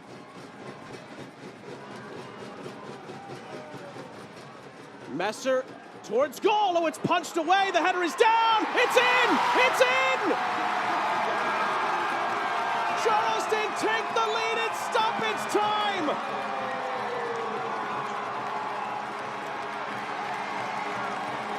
And just like in the Open Cup, the Battery may have won it here in stoppage time. Ikaza at the bottom of a pile of Charleston joy. Incredible. And we've seen it throughout the night, the variety in the services that you got from the wide play. And this from Nathan Messer, we've seen him on the ball a number of times from that corner. Puts it right on the crossbar, unable to push it past and over the bar, leaves it in play. And the relentless effort from the Charleston Battery to make sure that that ball crosses the line. Well, now, whose goal is it? Is it Apononu who put it on frame, or was it Ikaza flicking it over the line at the goal mouth? Jay Heaps cannot believe it. A remarkable recovery from the Battery here. We talked about Charleston's bounce-back ability last season, but can they see it out? Cross into the middle here. Foster clips that away. At the moment, Ikaza's been given the goal, his second of the night. There's still 2 minutes left for Birmingham to save this.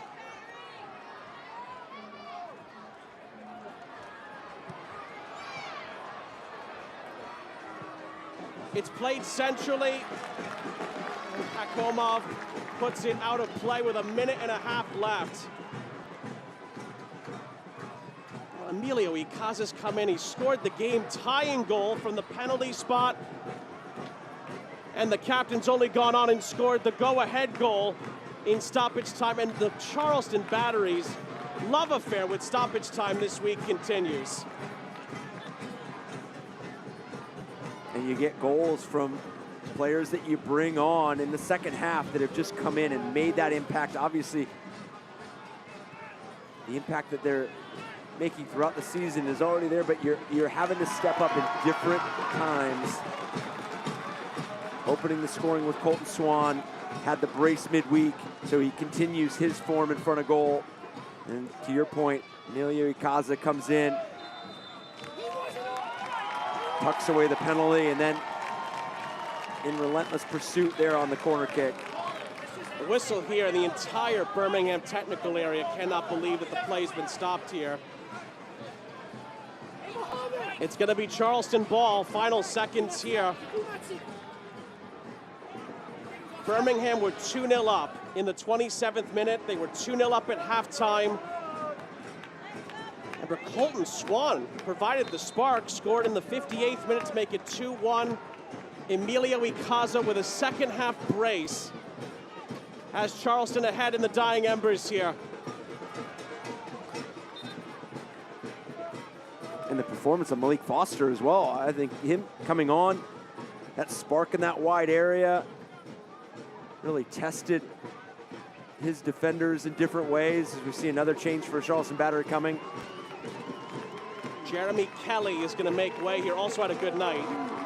one of the Charleston Academy players, Cruz Held, is the last man to come on for the Battery tonight to try to help see this out. Another public substitution, the last one of the evening. Barry lets it roll out. How much longer will the game continue is the next question. Of course, it's up to our head referee at this point in time. But Charleston have the lead. They have it right where they want it at the moment. It's going to be looped into the corner, and it's a goal kick. So Birmingham have it back. Do they have enough time to take this the length of the field? Kolelat. You could argue Kolelat, by the way, has been the man of the match, and Birmingham might lose this game. It's incredible. He has been phenomenal tonight, and that's not always the case when you look at 3 goals conceded. Charleston clear it high up the field. It falls for Barry. Can the Battery see it out from here? Barry runs it up the other end on the far side. It's held through the middle. Barry to seal it, it's blocked. More brave Birmingham defending here. And the hustle from Barry to keep it in. On that far side, he wins a free kick for Charleston. And that's it. Full time in the Low Country, an instant classic in the USL Championship. Charleston come from 2-0 down and beat Birmingham by 3-2. They're now unbeaten in their last 8 against Birmingham in the league. It's a phenomenal comeback victory for the Bounce Back Battery in the championship tonight. What a character performance from Ben Pierman's group.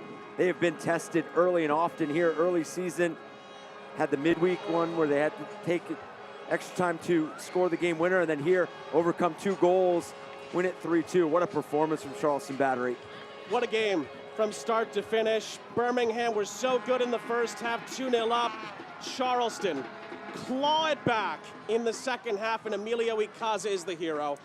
And there's a lot of positives from the Birmingham side, so a lot to take into their other performances and starting to stack to where they can be a top contender in the East.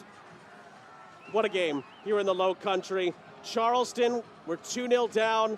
They come back and they claim 3 goals, and more importantly, all 3 points here at Patriots Point Soccer Stadium. What a night. We'll step aside for now. We'll come back and wrap it up after the break.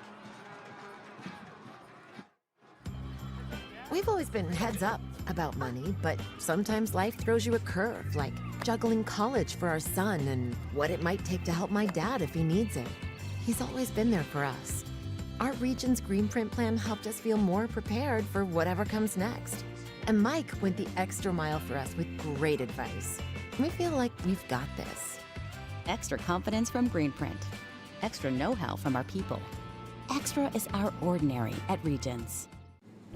When you scan the Spinks app and buy this, and this, you save big at the pump on that. Plus, save an additional 10 cents off per gallon when you use Extras Pay in the Spinks app.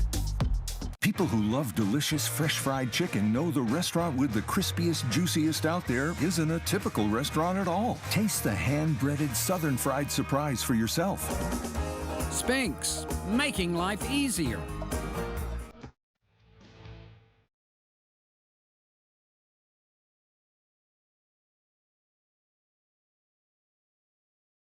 Keep your ground in top form with the Steen team. Steen Enterprises and Kubota Tractors. Master your domain. I'm Adam Steen. We appreciate your business. Come see the helpful experts at Steen Enterprises. Sean St. Jacques, Eric Dobransky back here with you. Incredible scenes here at full time in the Low Country. Charleston come back from 2-0 down to beat Birmingham by 3-2. Our Fix It 24/7 man of the match had to be the hero, Emilio Icaza. The penalty to win it. Sorry, the penalty to tie it. That wasn't enough. The goal to win it. Yeah, he came on and was an instant menace, and clever runs, crafty on the ball, and then obviously clinical on the penalty that Equalized, made sure he stayed relentless and stayed progressive with trying to find that game winner, and did just that. Well, let's recap what was an instant classic here in the USL Championship.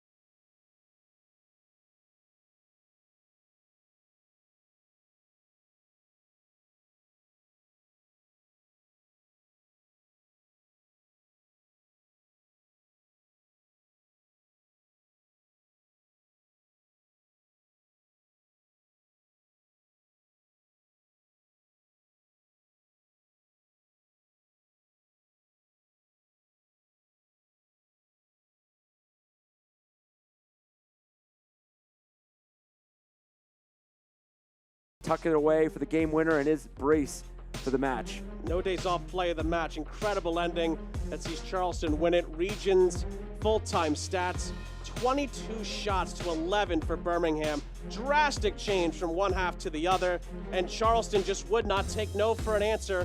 Even at 2-0 down, they come back and win it. And that was going to be the intriguing aspect, was how do you go into a second half for Birmingham? You're up 2-0. It's early in the season. You haven't seen this play out thus far. Were you going to sit back and kind of invite Charleston in and have to absorb some of that pressure and pick and choose some of your moments? Or were you going to be aggressive and the play that saw you take the 2-0 advantage? But credit to Charleston Battery, their movement, their ideas on and off the ball, it was class. An early candidate for Game of the Year in the USL Championship. We had some good ones already, but an incredible Battery bounce back in the second half. Sees them go to 2 wins out of 2 in the league and 3 wins out of 3 in all competitions at the start of the season. It unravels at the end for Birmingham, who still await their first win of this 2026 campaign. An instant classic. Charleston wins it over Birmingham by 3-2 for Eric Dobransky and our entire crew. I'm Sean St. Jacques. We say so long from the Low Country. Incredible heroics laid on. See the Battery come back and win it. This copyrighted telecast of the United Soccer League cannot be retransmitted, rebroadcast, or reproduced without the express written consent of the United Soccer League.